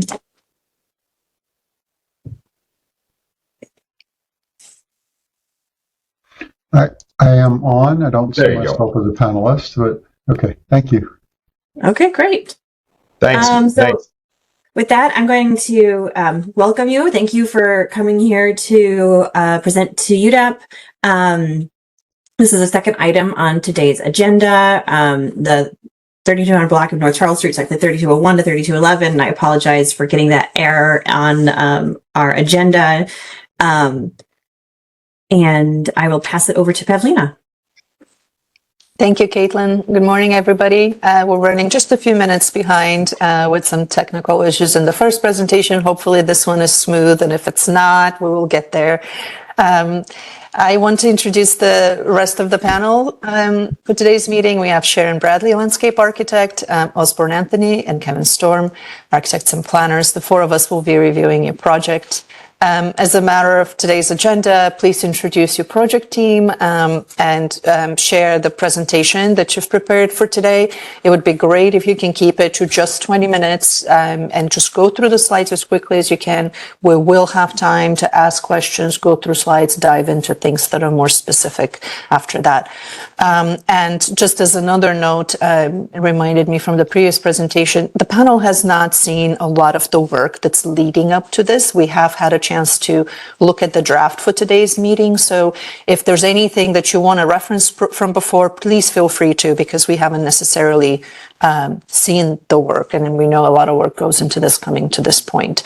For all intents and purposes, this is a public presentation that informs both the panel and anyone else who's tuning in today to the state in which your project is today. Without any further ado, over to your project team. Please take it away. Thank you. Great. Thank you, Pavlina. My name is Luke Laguerra. I'm our Executive Vice President of Development and Investments. I'm joined by my colleague, Jason Wills, EVP of Development and Corporate Responsibility. The project team is Monica Williamson and Michael Thompson with SCB, who's the design architect. Caroline Hecker with Rosenberg Martin is on, and as well from the Johns Hopkins real estate team, Mitch Bonanno and Karen Garfield, in case you have any questions as it relates directly to Johns Hopkins. So before we start, just a little overview of this project and purpose. Johns Hopkins is in need of more undergraduate housing, particularly to ensure second-year students live in housing conducive to academic success and personal growth. The goal here is to place students at the heart of campus life across, and we'll go through the location here in a second. It's directly across from the Bloomberg Student Center and the soon-to-be completed library. The goal overall is to help the university reach its goal of housing a greater majority of undergraduate students on campus, and twofold, support a more balanced relationship with the university and surrounding neighborhoods, just by reducing that reliance on nearby residential properties. Importantly, as you'll see, and as we advance this throughout the meetings, the goal is to fit within the existing architecture of the overall fabric of the Charles Village community. And then finally, I'll just say that Johns Hopkins ran a very thorough year-long process to find a developer for this project. We are honored and to have been selected by Johns Hopkins. And so a little bit about Maslow's campus communities. Monica, if you can next slide. So we are an Austin, Texas-based purpose-built student housing developer, and we're all the former senior management and executive team of American Campus Communities. And if you don't know American Campus Communities, it was the largest publicly traded student housing real estate investment trust, IPO'd in 2004 and sold in 2022. So this team reformed under the banner of Maslow's, under our executive team career experience. We've done over $30 billion in transactions, $8 billion in ground up development, over 120 developments, and 100 plus P3 transactions with institutional clients, such as Johns Hopkins, that we'll go through today. Importantly, we're operators, we're managers before developers. We will manage the property. We'll be highly involved even after the build. Next slide, please. And just a small sample size of some of the institutions that we have worked with. When we stated that 100 plus P3 transactions with institutional clients, this is everything from undergraduate student housing or underclass student housing, second year housing, like we will talk about today, upper division apartments. We've done faculty and staff housing, workforce and intern housing. And these are some of the universities we've worked with: Princeton, Georgetown University, MIT, Berkeley, Emory. So just wanted to preface that, just background on the developer. And with that being said, I'll hand it over now to Monica with SCB to go through, and thank you all for your time today. Yes, hi everyone. Excited to be here and be able to start sharing this project. I'm Monica Williamson. I'm an associate principal at SCB, and I'm also the lead designer on this project.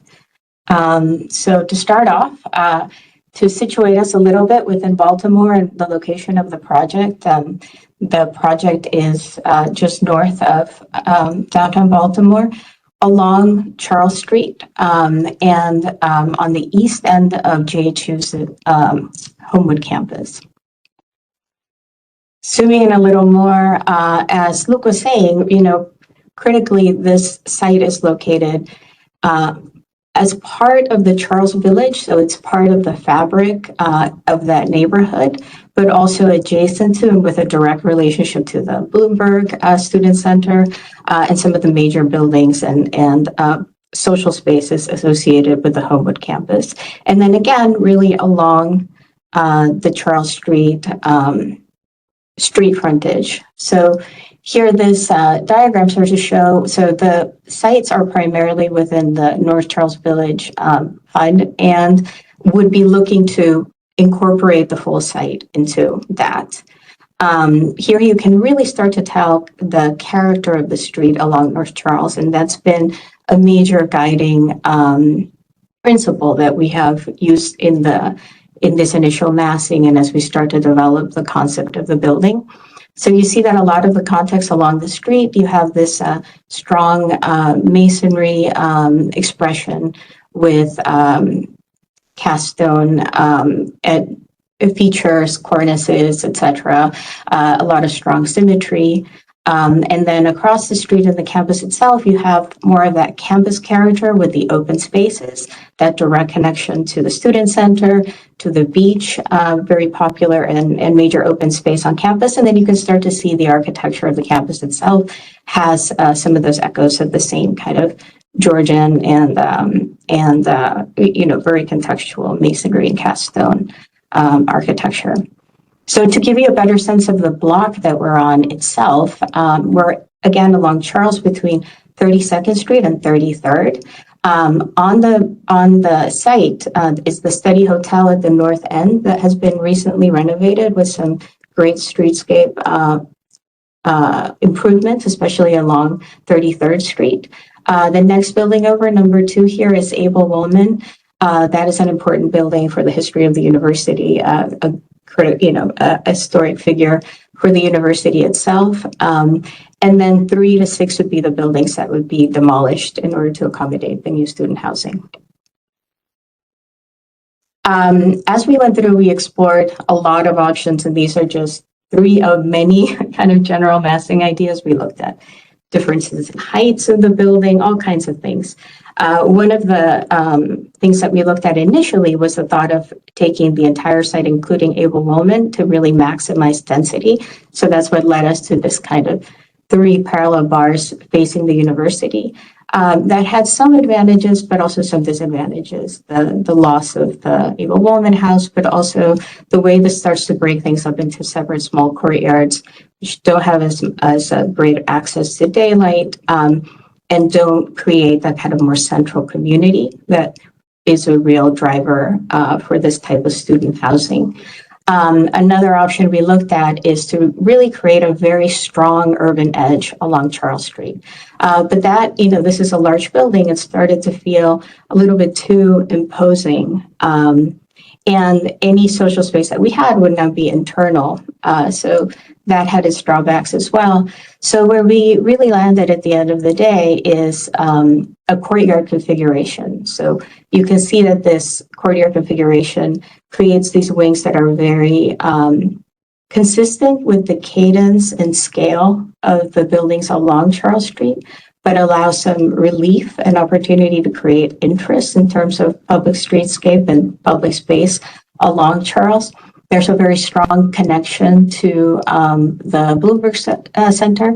And then the courtyard really visually connects back to the campus and relates to the open spaces and campus to the open spaces of this community. This really, is part of the fabric of Charles Village, but it wants to feel like students are living on campus and are connected to campus. So that is why we landed on this scheme at the end of the day. We also studied a lot the kind of relative heights of the buildings to make sure that what we were proposing is consistent. And you can see here in the darkest blue buildings in the area that are 10 plus stories. And then going down in the grading of this blue to 8 to 9 stories or 4 to 6 stories. So you can see there is some density created here that is, helps to increase the kind of vibrance of all of that area of Charles Village. But again, relating back to the public spaces and the real social hub of the student center. So these are second year students, they'll be eating there, they'll be socializing there, they'll be connecting there. So that connection is really key to the design of this building. Something that we spent a lot of time on, especially as we starting to develop the design of this project, is really understanding the organization of the buildings along Charles Street. So as I was saying before, some of the things that you see a lot is this very strong expression of the base, the middle and top, very strong symmetrical facades with defined prominent entries, and this consistent rhythm in the width of the building, and divides, in the vertical expression as well. So here you can see, the buildings themselves, but also some of the examples along the base here. So again, base, middle, top, strongly symmetrical, some expression and a tripartite, not only horizontally, but also vertically.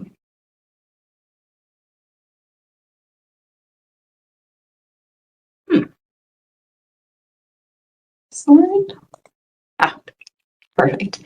And then the next level of that, of course, is starting to look at the quality, the materiality, and the detailing of the buildings, both on campus and on Charles Street. So again, a lot of masonry, detailing such as, consistently punched windows, divided lights, cornices, a lot of these arch features, and stone sills, keystones, and lintels. So really, we started to draw from this in order to make sure that the building does feel like it's part of this, Charles Street, urban edge, Charles Village, character and quality, and then that students feel like they're also part of the campus. So all of these things tie together really nicely across the board. So very simple schematic elevations at this point to share with you. But then here you can start to see kind of a little bit more granularly, the scale of the punched openings. The central bay will be more pronounced with greater detailing of cast stone, similar to some of the things you see conceptually. And then the ground plane is really all about activating the street. So there will be a lot of transparency there for, connecting student activity to the streetscape itself along the base of the building.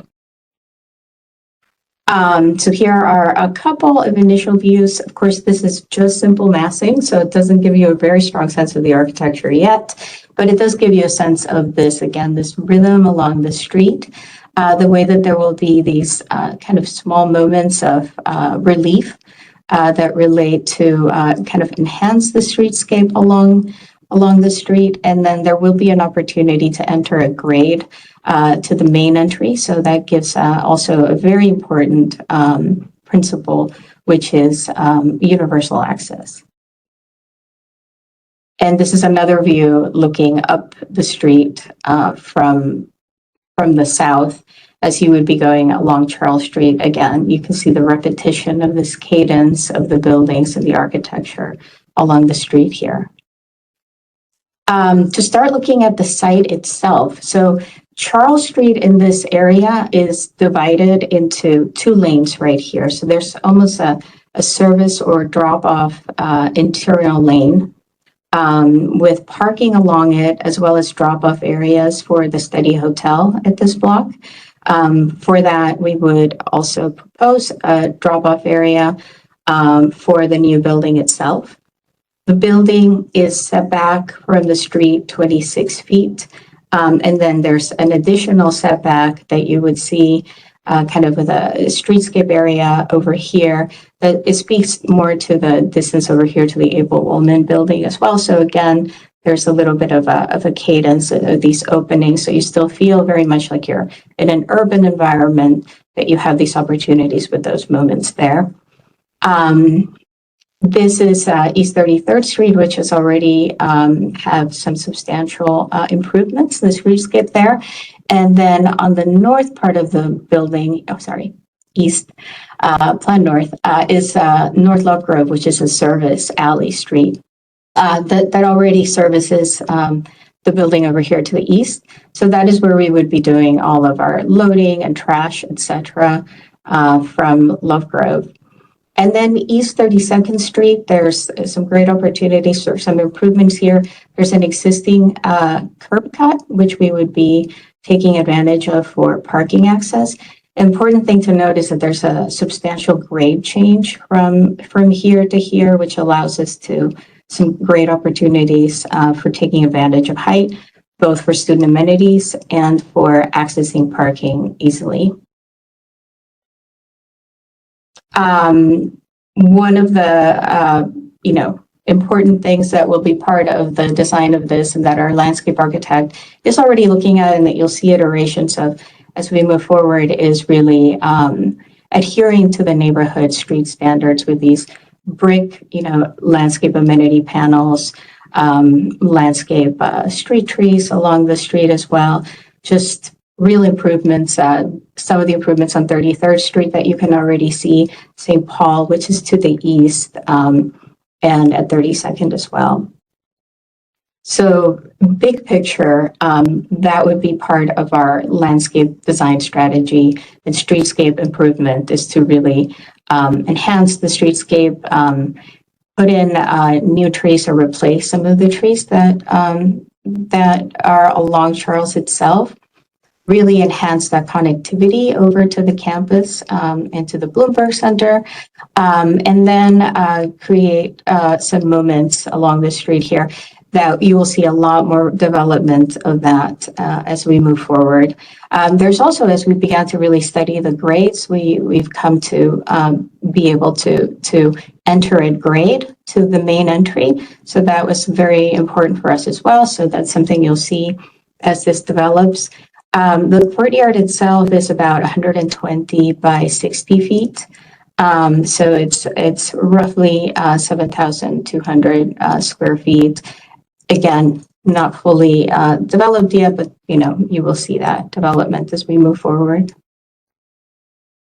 just to give you a sense of the program at the ground floor. So really, because we have that connection over to the university here, a lot of these social spaces are located on the north side of the building with social and recreation. So maybe I should do it this way.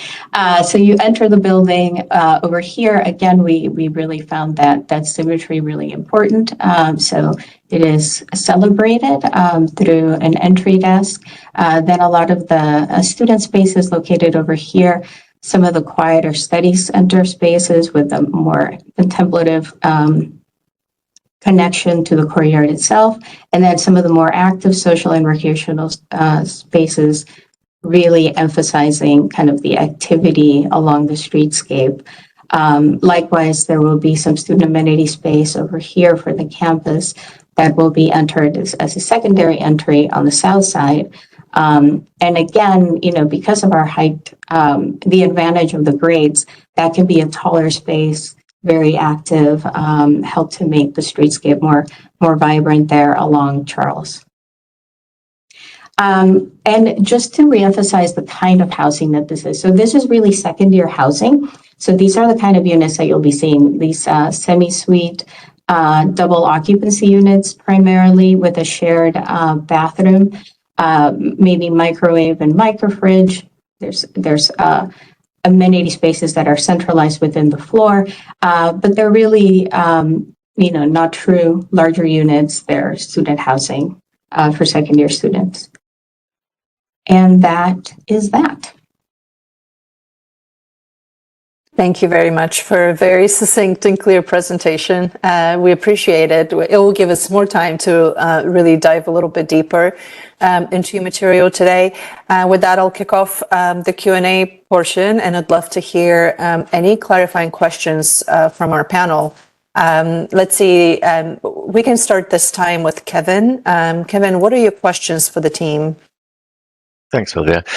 Could you go to a drawing that shows the front setback alignment? Because it looked like when you were, I think you said 26 feet, it looked like in the key plans on your previous renderings, it was actually much closer to the road, and it looked like your 3D massing, actually, the two wings were much closer to the road. Could you just clarify that? And maybe if you could also switch back to the renderings really quick, because first of all, like here, like it looks like in the key, like they're much closer, and it looks like you're massing as well. Is that true?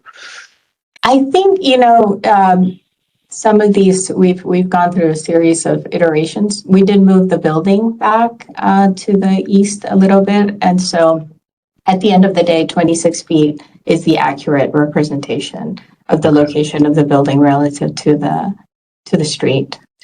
And I guess if these renderings reflect the before moving it back to 26, that they're probably not helping you. You're probably going to hear some comments and things about that. But I just wanted to clarify, because to me it looks like especially in this view where you can't see.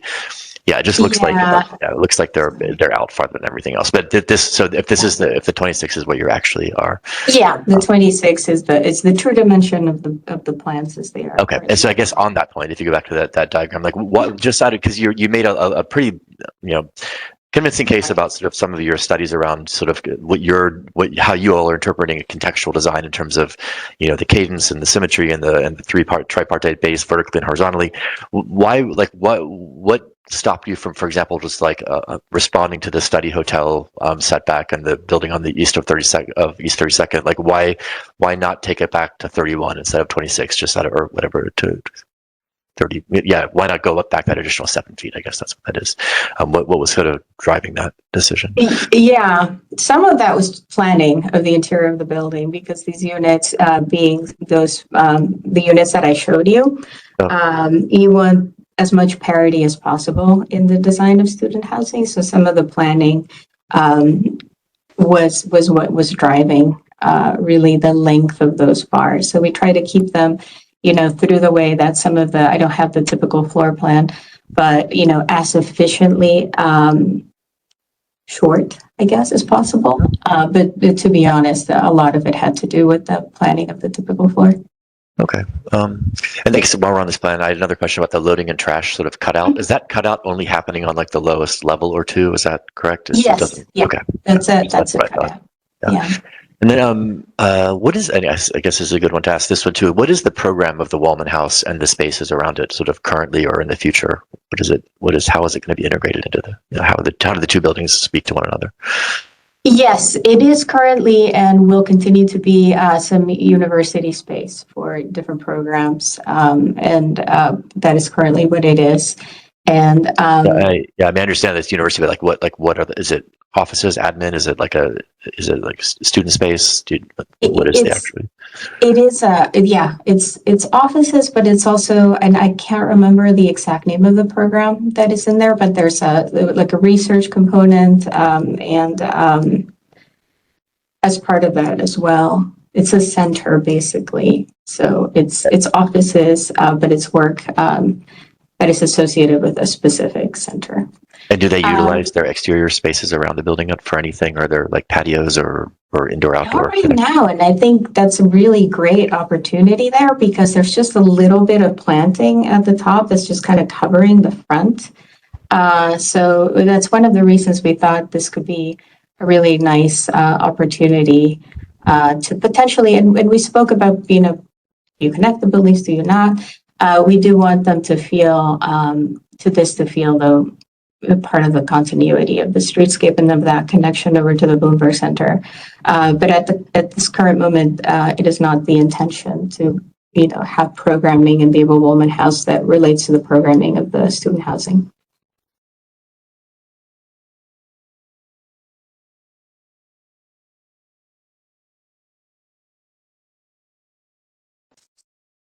Kevin, I think we lost him.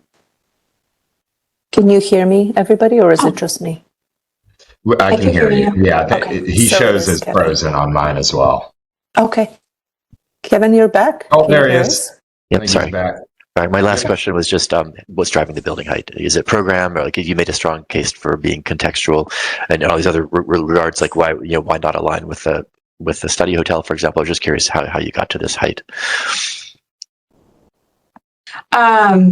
Yes, I think some of it is, let me go back to the height diagram.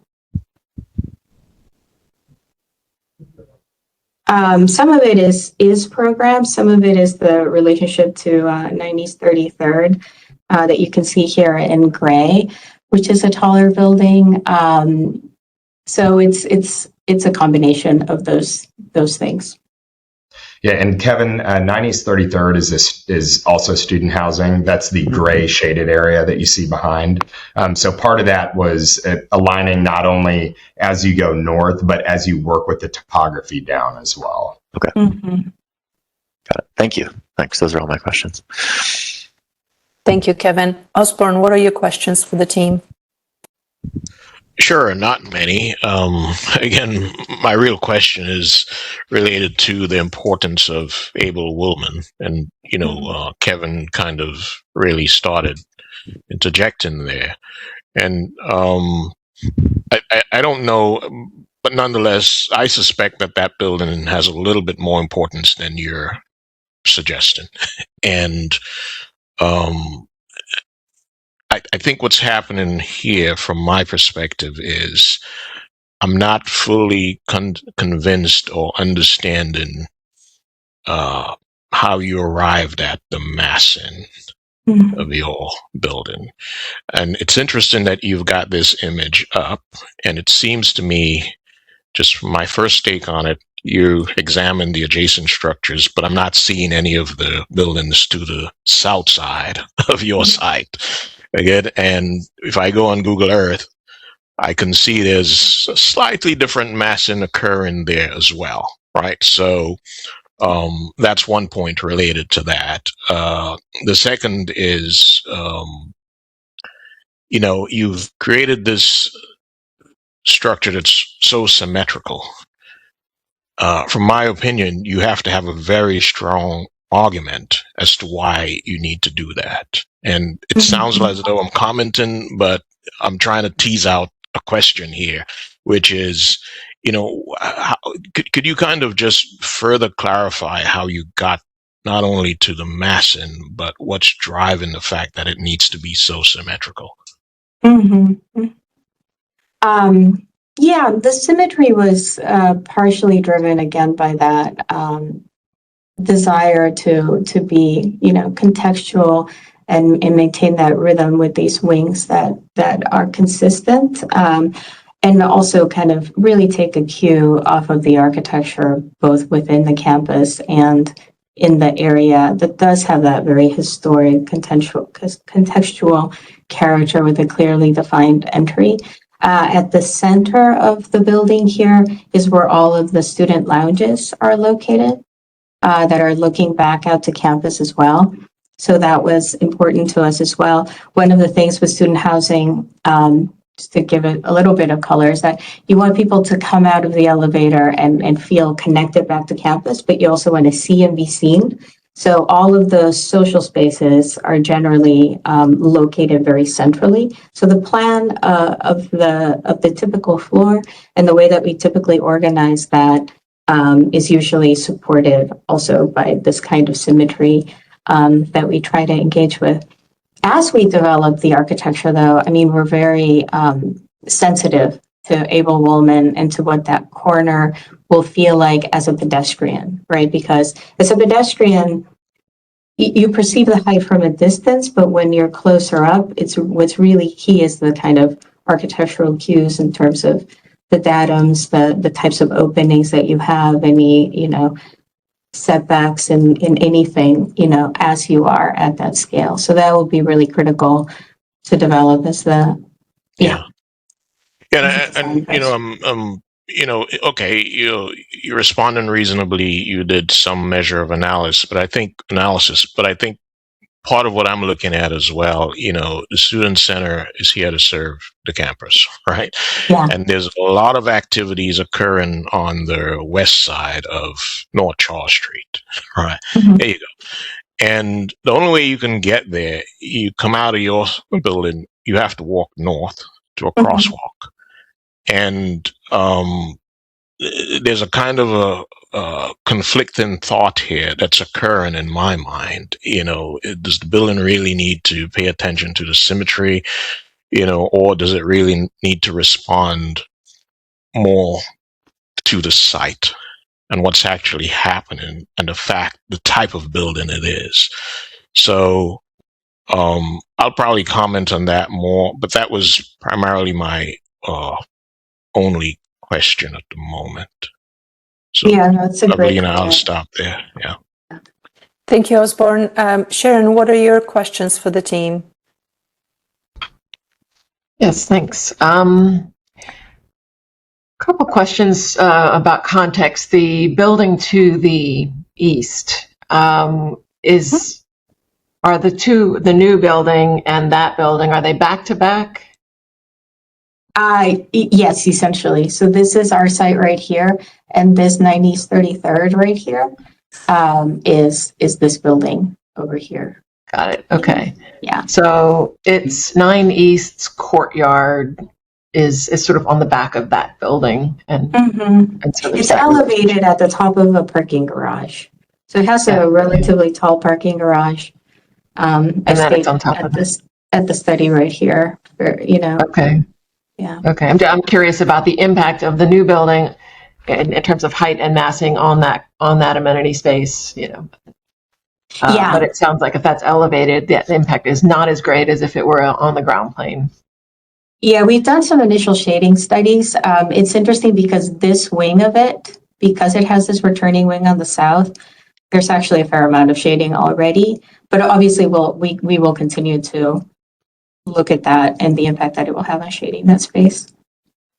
Sure, especially with that being an alley there. Just what is the quality of those spaces now that everybody is experiencing?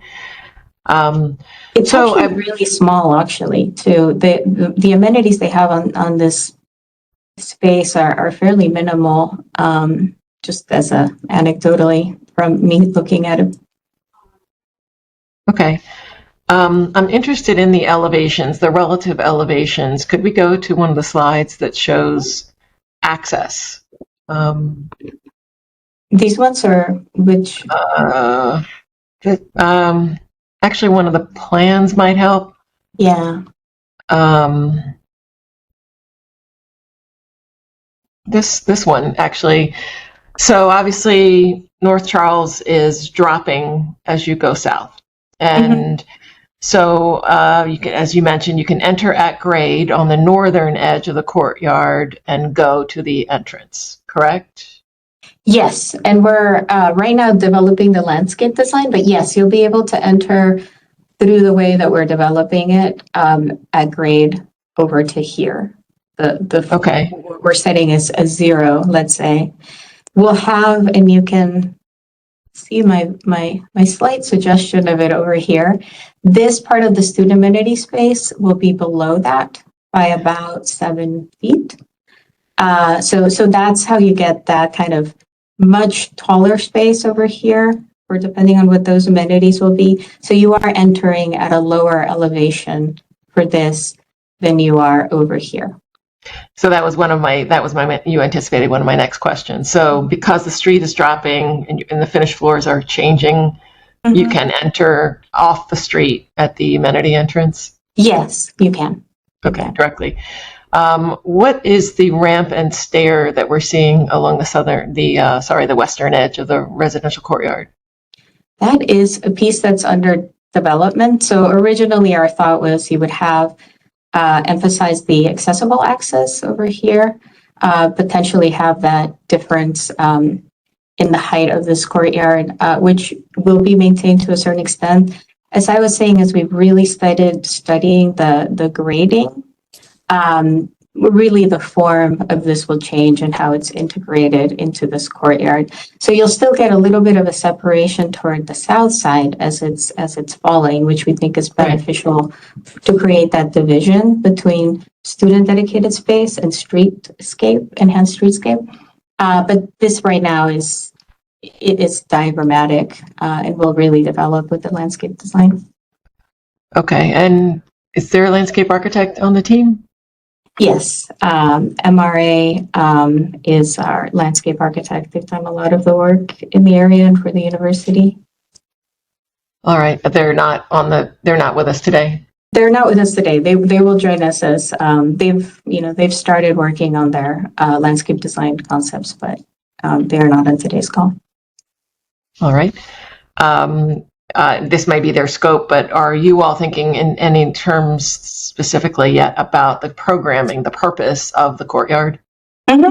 So the way that we're beginning to think about it is that we'll have almost like the quieter, more steady side of the courtyard with some programming here, and then a more active side to the south end of the courtyard. The exact activities we're still kind of looking at, but there might be some, for in both cases, some indoor-outdoor connections, probably potentially a little bit of outdoor fitness space, but really it'll be kind of like a concept of rooms within this courtyard space for different uses, trees, and grass. We have planting. We have the advantage of having that change in grade and the fact that there's nothing below this, that we can really do much more with the landscape than we would be able to do otherwise.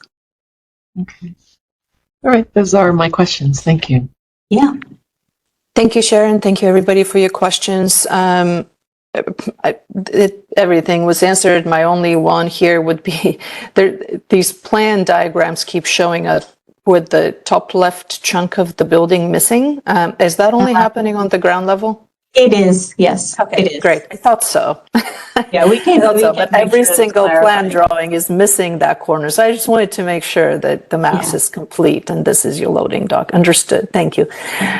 So I want to start with, I don't have any additional questions. I think I want to kick off the comment section here and allow all of our panelists to comment. I do want to pick up from where Sharon started and say that as part of the UDAAP review, the scope of our review includes issues of urban design and architecture when it comes to significant projects in Baltimore, and that does involve landscape architecture and design, even if it is on the most conceptual level. And it sounds like from your description that you've had some conversations with your landscape team and there's some level of ideation and conceptualization happening, but none of it is part of this presentation today. There's some really broad strokes. diagrammatically in terms of what happens where, but much of what you're describing depends on how all of these conditions are handled, not only with respect to what landscape goes there, but significantly with how the building meets the ground and how it integrates in its urban environment. To that end, the presentation is incomplete. I want to emphasize very strongly how important it is, especially in the beginning stages of planning and design of projects like this, that a landscape architect is part of the conversation and they are actively developing those concepts and integration of the building and the urban landscape from the very beginning. So I encourage you to not move much further ahead without bringing them at least to the same level of development where you are. And then number two, allow for those conversations. And it sounds like they're very rich, fruitful, and making the project better to actually begin to impact the project. That's my number one thing. And I think in the next presentation, we would be expecting to see site sections through the building that will clarify how the different levels of the building with the different levels of the landscape interact, where all the entries are, how all of these outdoor spaces relate to both the street edge and the building itself. And that means all around. I am curious about of that alley on Lovegrove. They're interested on and that labeled shared space one house, and then of course the two urban edges. It's extremely important that once you conceptualize your this many story mass, that you immediately move into how does this interact with the street's edge and the rest of the neighborhood. So thank you for bringing this to us nonetheless, because I think that a lot of our conversation will be focused on the massing and the overall organization of the building as it relates to the this urban site. So that leads me to my second point that I want to bring up, and it has to do with kind of this massing and urban analysis that you've endeavored to do. And I think you heard some early thoughts from Osborne, which I'm sure he'll follow up on here in a second. But it has to do with the arrival at this idea of kind of the symmetry as it relates to the massing of the building and how important it is to the project. And I want to commend you for approaching that from that perspective and for really working through it. However, I do want to caution you to the sense that it seems to me that that decision to go for a symmetrical facade and some U-shape was made pretty quickly and rather abruptly, and hasn't really allowed an opportunity for alternate ideas or solutions to even at least be tested, or if they were, other than kind of those early studies of the double courtyard and this and that, to really evolve. Like once it became, is it going to be a U courtyard or two U courtyards? It seems like a lot of the study of the massing stopped. I'm happy that this is the level at which the project is presented. I imagine you have more developed floor plans because, as you mentioned, there's probably a program test fit to make sure that everything works, and that's kind of giving you the massing. But I hope the project isn't developed more than that, because we really are going to ask you to kind of take a step back and really address the project from its urban perspective. And not that one matters more than the other. This isn't a conversation about program versus urbanity, but it is about taking both into consideration and actually doing the work that it takes to solve it.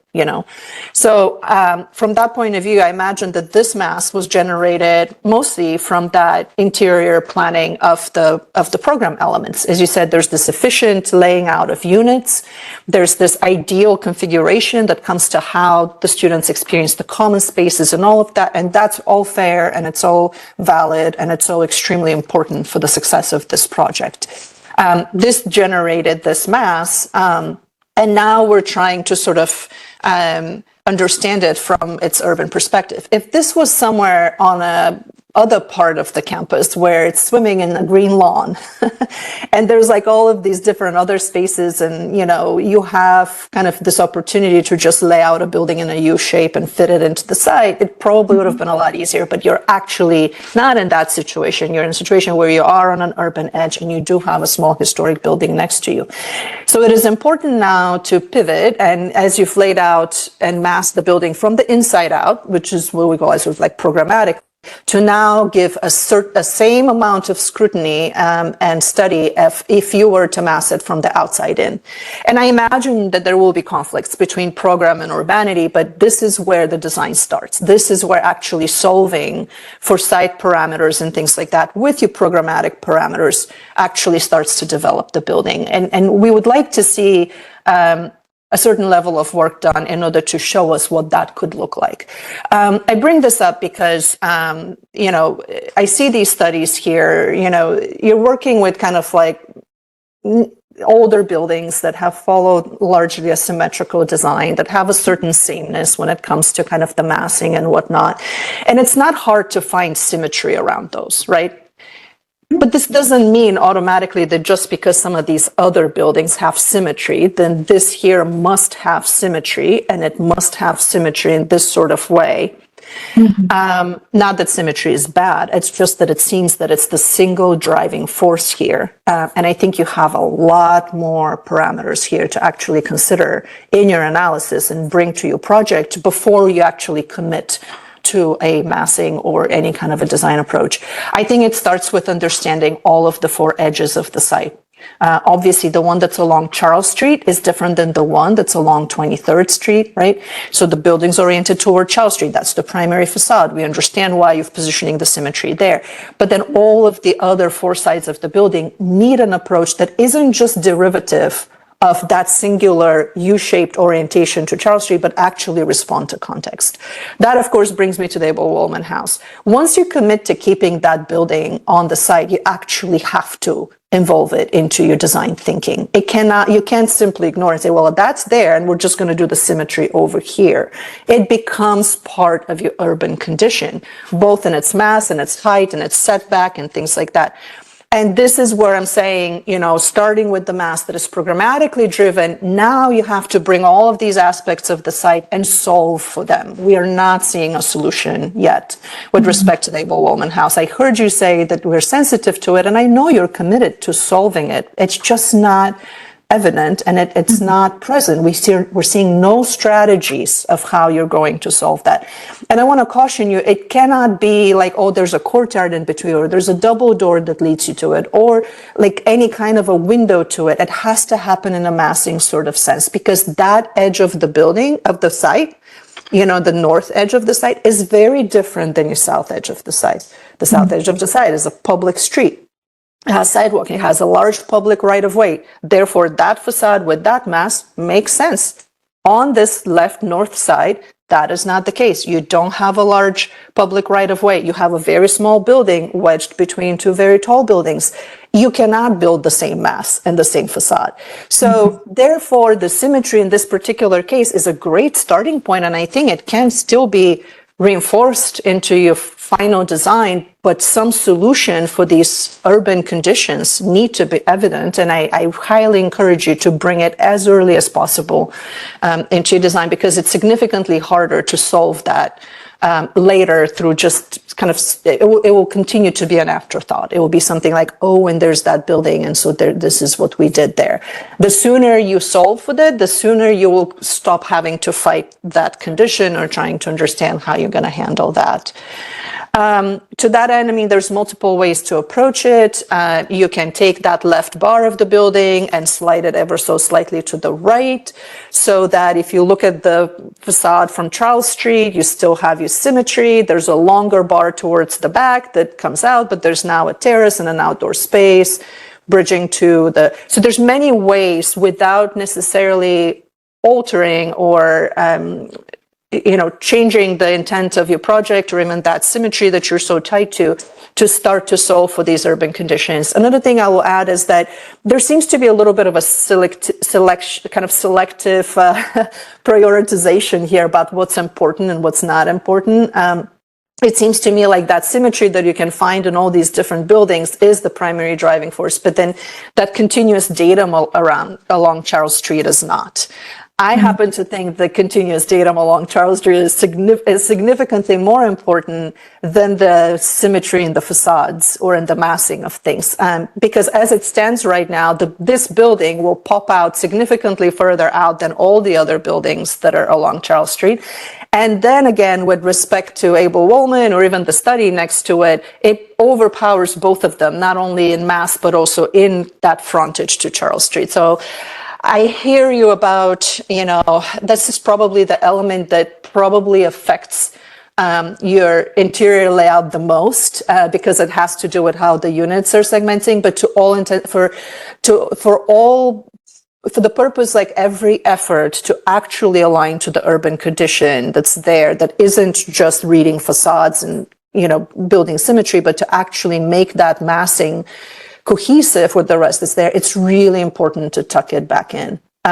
It creates more space for that forecourt and for that urban environment, giving it more breathing room, but it also really truly respects the context that's around it. And I think that's significant. It's significantly less important to relate to the height of the residential building beyond, unless you have any kind of a codified limitation. It is so far away from the street. Everything is perceived in perspective. Nobody will ever perceive this elevation view with the shaded, ghosted volume beyond. So if that's what's limiting the height, I don't think that really plays that much of a significance. Just going down some of the analysis that you listed and how it's prioritized. So for all intents and purposes, is if there's a way to relieve some of the height from the left wing, from the north wing, building more height towards the public edge corner of the site is reasonable. And I don't think in any way, that's probably how that other residential building solved for their corner condition. Mm-hmm. And that's still a valid solution, and there is still symmetry to be recovered in the masses, even if the two volumes don't come to the same height. I looked at your plan layout. It appears that the elevators are centrally located. There is a third stair kind of in the left corner, kind of internal corner of the building. So it is possible to build more density towards the alley deeper into the site if it meant relieving some of the front volumes in order to work, perhaps, if not shifting one of the legs to start to modulate some of that height there. I think it's important to take all of these things into account. Sometimes you could drive yourself into the corner by strictly following this one guiding principle, and you're going to have to fight some of it further down the way if it's not properly solved against all of the other issues. Finally, I can't really comment much on the integration of the building with the rest of the urban site on the ground plane, because there's just so very little development of it. I think we're going to shelve that for next time when the landscape architect has caught up and we can really understand how the building meets the ground. I will comment a little bit about, if you can switch to the page that had your very diagrammatic elevations. And I realize this is very early. But I watch you. I don't know if have you been to Baltimore before? The firm has, but I have not personally. Baltimore's an old city, and the context, there's the rich historic context. Charles Village is gorgeous. It has a variety of historic periods and buildings that are around there. And we absolutely love the fact that you're approaching it from kind of this contextually sensitive perspective. And I thank you. I don't know how else to put it. It's really wonderful. I just want to caution you from what I see on this page, and not because of that's where the project will end, but the most generic possible solution that we've ever seen, and we continue to see it because it is a good starting point, is sort of the precast or like stone base with the orange brick above. There's something about someone reads Baltimore and says, oh, it's got to be orange brick, and oh, it has to be like this precast and things like that. And it can be, it absolutely can, but it doesn't have to. I think I would challenge the team in the next presentation to study truly what this could be in a more critical way, in a way of like, how do we honor the historic kind of quality of everything that's around you, and how can we still elevate this project so we can stand on its own. It will be one of the largest buildings, both by height and bulk in the area. It will kind of dominate a lot of that streetscape. So it's extremely important that it doesn't look like a derivative of a much prettier, older historic building, which I caution you sometimes, because we don't build with that level of decoration and, articulation to these kind of historic facades, things can look that way. If they become truly informed by the historic context, but not really articulated and developed to the level of that historic context. So that's my only concern here, just only based on what's on this page. If it's going to be punched openings, how are they articulated with the actual facade of the building? How is the top of the building kind of meeting the portion of it? I see that you're setting up a base, middle, and top.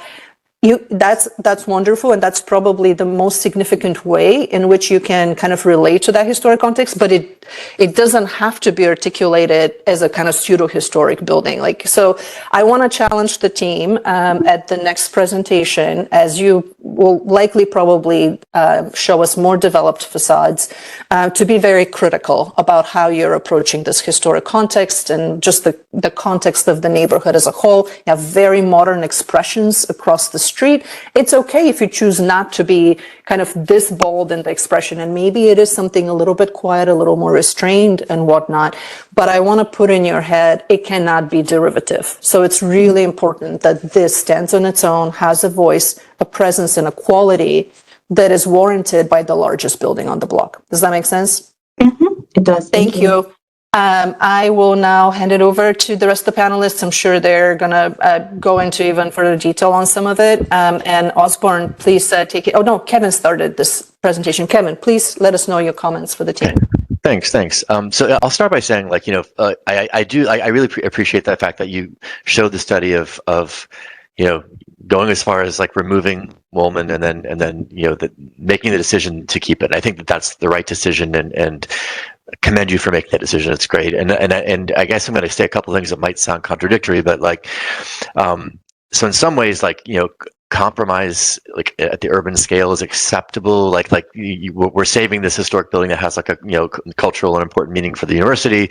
So maybe it's setting then maybe there's a bit of a compromise that it doesn't get the most pristine, perfect setting that it deserves, because you have to kind of balance that with the needs of moving into the future, right?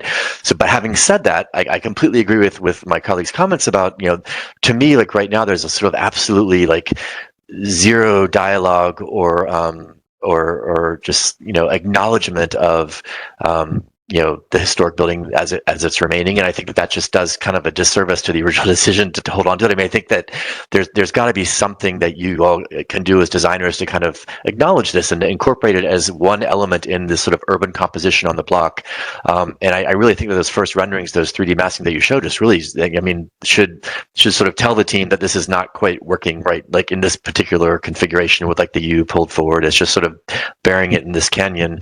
And I just think that it's possible to have it both, right? It's possible to have, there might be some compromise involved, but I think you have to kind of start with this, how can the massing address it? And I think, as Pavlina mentioned, there's a number of ways you can do it. I mean, I would personally start with thinking about your building as an L, for example, where you just cut off the wing that's adjacent, immediately parallel to the Woolman, and just thinking about how the Woolman building can kind of be seen as this part of this larger sort of courtyard or open space that's in between the hotel and the building. And then, that means you might have to make up density elsewhere. And again, we've already talked a bit about how, you may be able to go up somewhere or the other. And I think that, what I found interesting, just intellectually myself, was you framed this symmetry justification or as a guiding principle, and I was trying, and it was kind of interesting because I hadn't really thought about how each of those facades actually was symmetrical, even when they were on corners and intersections.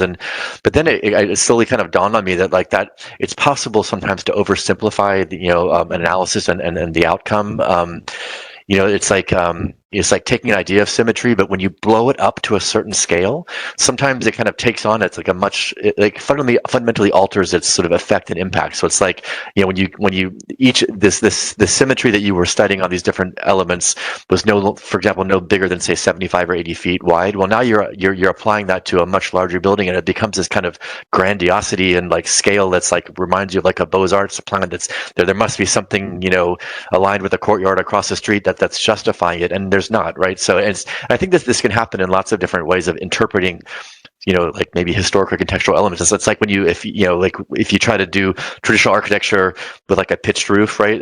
But you do that at a scale of a massive building, like the size of like a big box or something like that. Suddenly it becomes ridiculous because it's no longer doing what it was at the smaller scale. So I think just understanding the nuances of that might help free you from this like super rigid symmetrical driver, right? And even if you want to hold on to it to a certain degree, because again, symmetry can be completely fine and justified. I don't think anyone's against symmetry as a concept, but if for example you had an L-shaped building, the wing that faces the street could still have a symmetrical articulation. The portion that's set back could have its own kind of symmetry, and then you can kind of within one building express both symmetry and moments of asymmetry. And that kind of makes it more interesting and a little bit more dynamic and maybe a little bit more contemporary. And I think that those are the kind of things that if you kind of free yourself from that initial move, it might allow you to kind of respond to kind of urban conditions in a more nuanced and kind of sensitive way.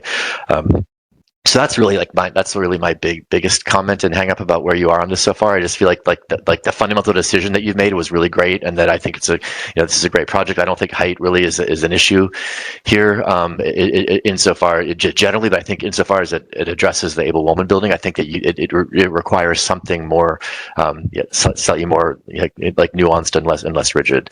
And again, like I just repeat, I agree that it's the public realm is kind of not represented really much here at all, so it's hard to comment on it, but I just really think you need to kind of focus on that curb to building face experience, both around the Woolman building and your building, and sort of understand how that all works together. And you're early on in the project, so I'm sure that will come. And then in terms of materiality, I'm really happy you're using like real materials and solid materials, but I agree with Pavlina's comments about it. It kind of looks to me like it's like kind of mimicking the historic architecture, but kind of taking it not quite to the level of detail, and so it almost looks like this. It almost looks like an intentional callback to say that the kind of like the 50s and 60s interpretation of brick buildings, where you get like the horizontal windows instead of the vertical, and it's just kind of very simple. And so that's a different kind of architectural signaling, right? Where you're not kind of mimicking the historicists, but you're kind of mimicking like the postmodern, so the post-war buildings, and maybe this really wants to be a building that is legible of our time, and of our, and again, it can still the same approach of tripartite, articulation, the brick and the cast stone, all totally relevant, and I think a great starting point, as Pavlina says. But again, like how can this building feel kind of contemporary and relevant to our time, and begin to kind of have that sort of additive reading of history, which is so important. So I think that really covers all of mine. But I'm looking forward to sort of seeing how this evolves. But I think if there's any way you could just like kind of step back and just try some different masks, and they might not all work. And maybe you end up with something close to this. But I think you really need to try a bunch of different things. Thank you, Kevin, for articulating everything so well. Osborne, what are your comments for the team? Yeah, I think the panelists kind of captured it well from a variety of angles. Certainly, how the building is masked, the whole idea related to symmetry or the desire for symmetry. The fact that you're trying to acknowledge the historical context of the surrounding area. And both in your use of materials, the idea of how you're massing the building, etc. But as I pointed out before in my question, I really believe you're missing an opportunity here, and you certainly don't want able women to drive everything about your design and how you mass your building, but you can't ignore it, right? When you look at it and you look at its scale relative to everything else around there, the fact that it's still there, it tells you there's something about it that's important, and you just cannot ignore that. Good. Right. I would suggest, though, in a way, it's it's a little disappointing that the landscape architect isn't here. But in a way, it actually gives you an opportunity, because with the comments you're hearing from the team now, you can go back and collaborate with that landscape architect and come back to us. But what I would like to potentially see is, because your site, and I won't say the building, but because your site is very large and it's across the way, even though Charles Street is very wide, it's across the way from sites or buildings that are very large as well. The student center, a variety of things. And the architecture of those buildings are very different to what you see on the east side of North Charles Street. Mhm. You cannot ignore that, right? What I'm trying to say is there has to be an analysis as to what exactly you need to do here as a building, as a site, and how you connect the elements. Not just across the street, but up and down Charles Street on the east side of Charles Street. So if there could be some set of diagramming of how potentially the circulation actually works, what takes precedence, what's hierarchy, as you get into that crosswalk, what exactly you're passing by and what that experience is like. And what can you do with your site and your building to bring another layer to what's actually occurring on the east side of Charles Street? For instance, as you kind of look at it, the east side of Charles is very traditional, and if you think of how these buildings kind of came about, and I may be wrong, but I'm sure I'm not, the time at which these buildings were built, there was always a concern for light and air, right? And how the buildings are massed and formed were primarily driven by that, one. And two, that there needed to be some sort of a meaningful street frontage. I don't think your interpretation or your analysis has actually taken it any further than that. We live in a different time now where we interpret buildings, we have a broader interpretation of buildings. And buildings need to do a lot more. Granted, the types of units that you're placing in this building, to some degree, it's going to, I won't say shackle, but to some degree, it's going to limit how you mass things. I get that. But I think the relieving factor for you here is the site, right? And the site gives you lots of clues as to how you can kind of resolve these issues. I'll give you an example, for instance. Right now, you've got this very symmetrical, formalized mass, and that may be great, that may be working. But as you get down to street level or the ground level, and you spill out onto that courtyard, and you provide access back to the street, to me, it totally breaks down simply because your mode of access or the elements that you're using, they don't complement that formalized access in any way. You've got a ramp that goes one way and a set of stairs that go another way, right? And then you've got this edge that interfaces with the backside of the sidewalk and the street, this vertical plane that could be a little bit imposing. So what I'm trying to say to you, I think the decisions you're making very early on will help you resolve the challenges of the site. And I strongly urge you to just go back, diagram this out. Potentially, it may be that the wing that's closest to Abel Woolman, maybe if you want to hold that wing there in terms of the mass in the kind of U shape, Kevin pointed out, or Pavlina pointed out, maybe you can shift that a little bit. Kevin indicated maybe you can kind of change the configuration to an L. Maybe it's as simple as just shortening that wing, right? So, it kind of is in compliance with your initial principle or goal of, setting up this kind of a very formalized symmetrical massing. But by pulling that back, it begins to acknowledge that historic structure a little bit better.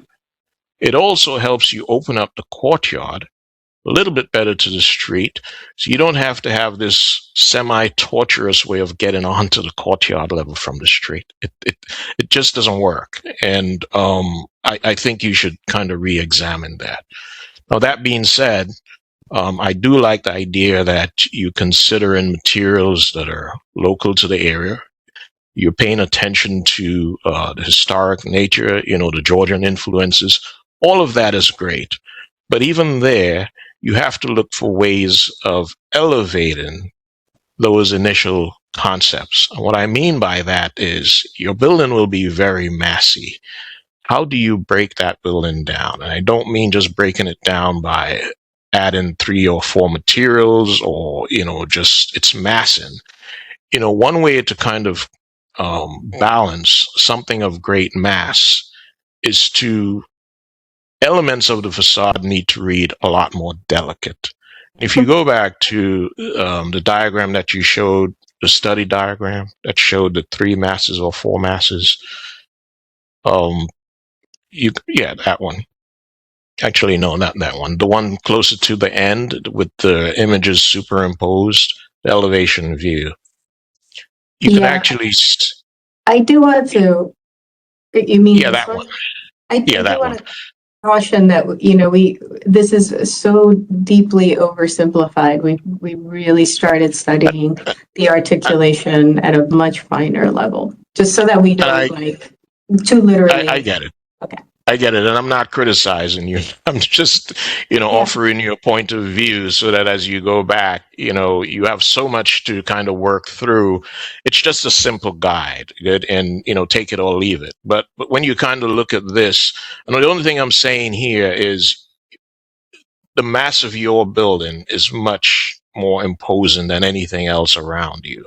So it seems to me, as you kind of look at this, however you organize the massing, whether it's in an L shape, a kind of a staggered U shape, whatever it is, it just seems to me you need to think of it in terms of being a little bit more delicate, right? And I know you have techniques of doing that, but that's going to really help you, and it's going to help you bring the building into its time.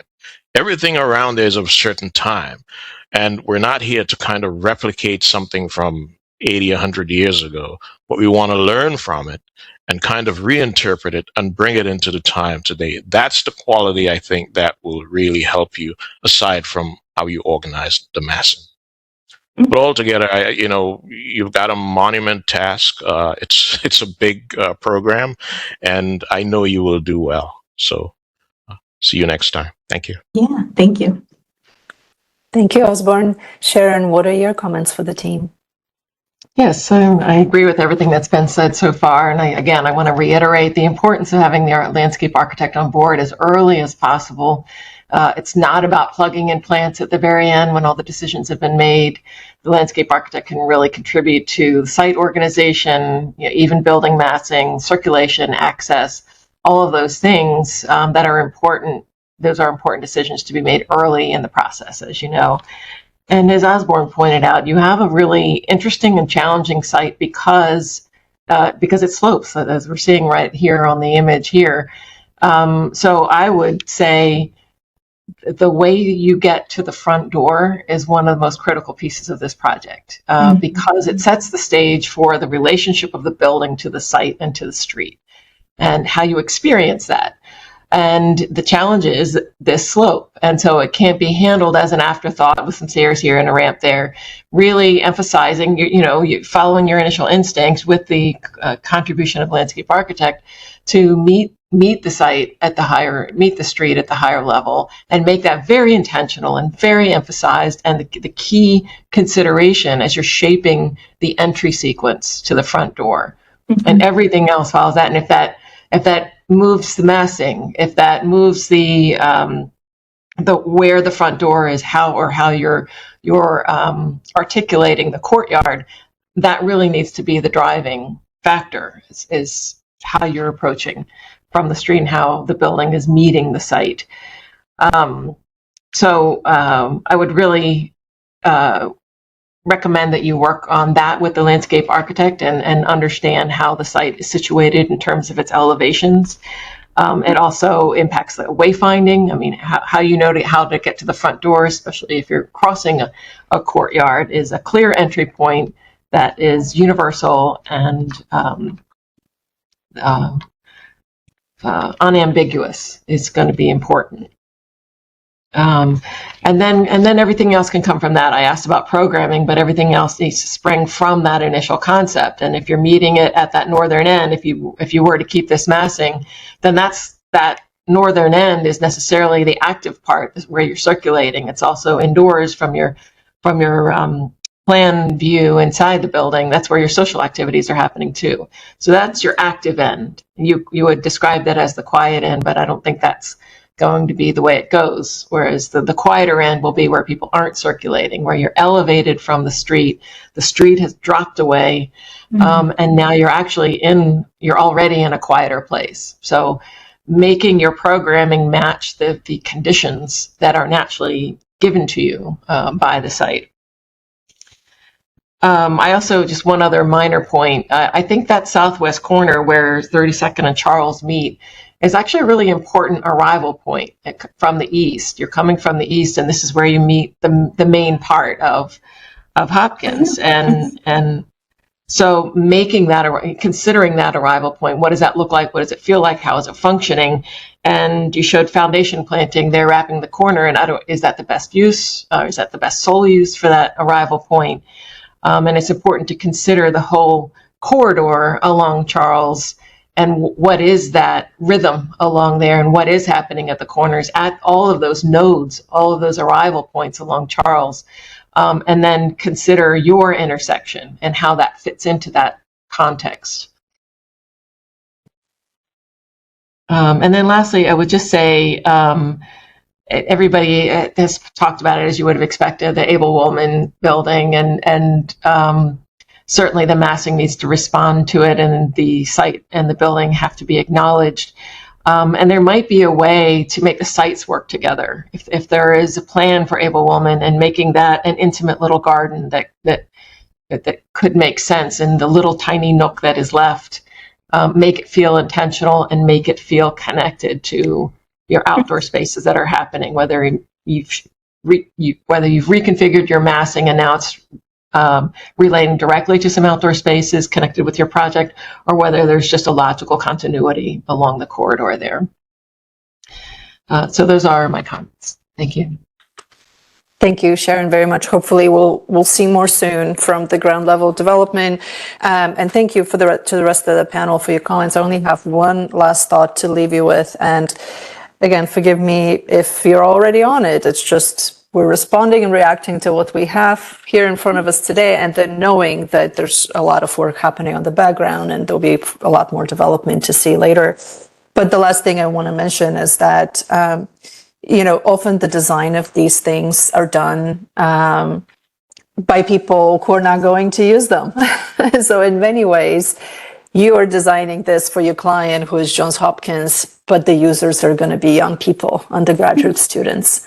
And I think it's important when this project comes back that we can find that in the project, that we can see that there's joy and that there's excitement, and then there is, optimism and future thinking involved here, because you are designing for young people who are the future. And I think the university obviously is on it, and they've done, they've put a great deal of effort across the street and elsewhere to really drive that thought across. And it's not that symmetry is not compatible with it. It totally is. I think you're hearing from the panel, that's fine. But there are so many other important things that you really need to nail here in order to really take advantage of this wonderful project. And we really look forward to seeing it there. Find the joy, find the design for young people within kind of this kind of simple and classically oriented kind of idea of massing it. But I think the ground plane and those big experiences that are happening along that edge of the building are probably going to be the key to the ultimate success of this, once you solve kind of the massing in its final stage. But thank you for sharing your work today. We're very excited to see it moving forward. I will pass it on to the planning department and see if they have any additional comments here. Thanks, Pavlina. So Caitlin stepped away, but I'm going to jump in here and just sort of transition us here. If the development team could please share the updated presentation as of today with Caitlin as soon as possible. We will be sharing our notes and minutes with you all, so you have them on record for future design iterations. And then for the panel, we will be coming back at 2:00 for the next project. So enjoy your lunch, and we'll see you soon. Thank you. Thank you, everybody. Thank you so much. for all the feedback.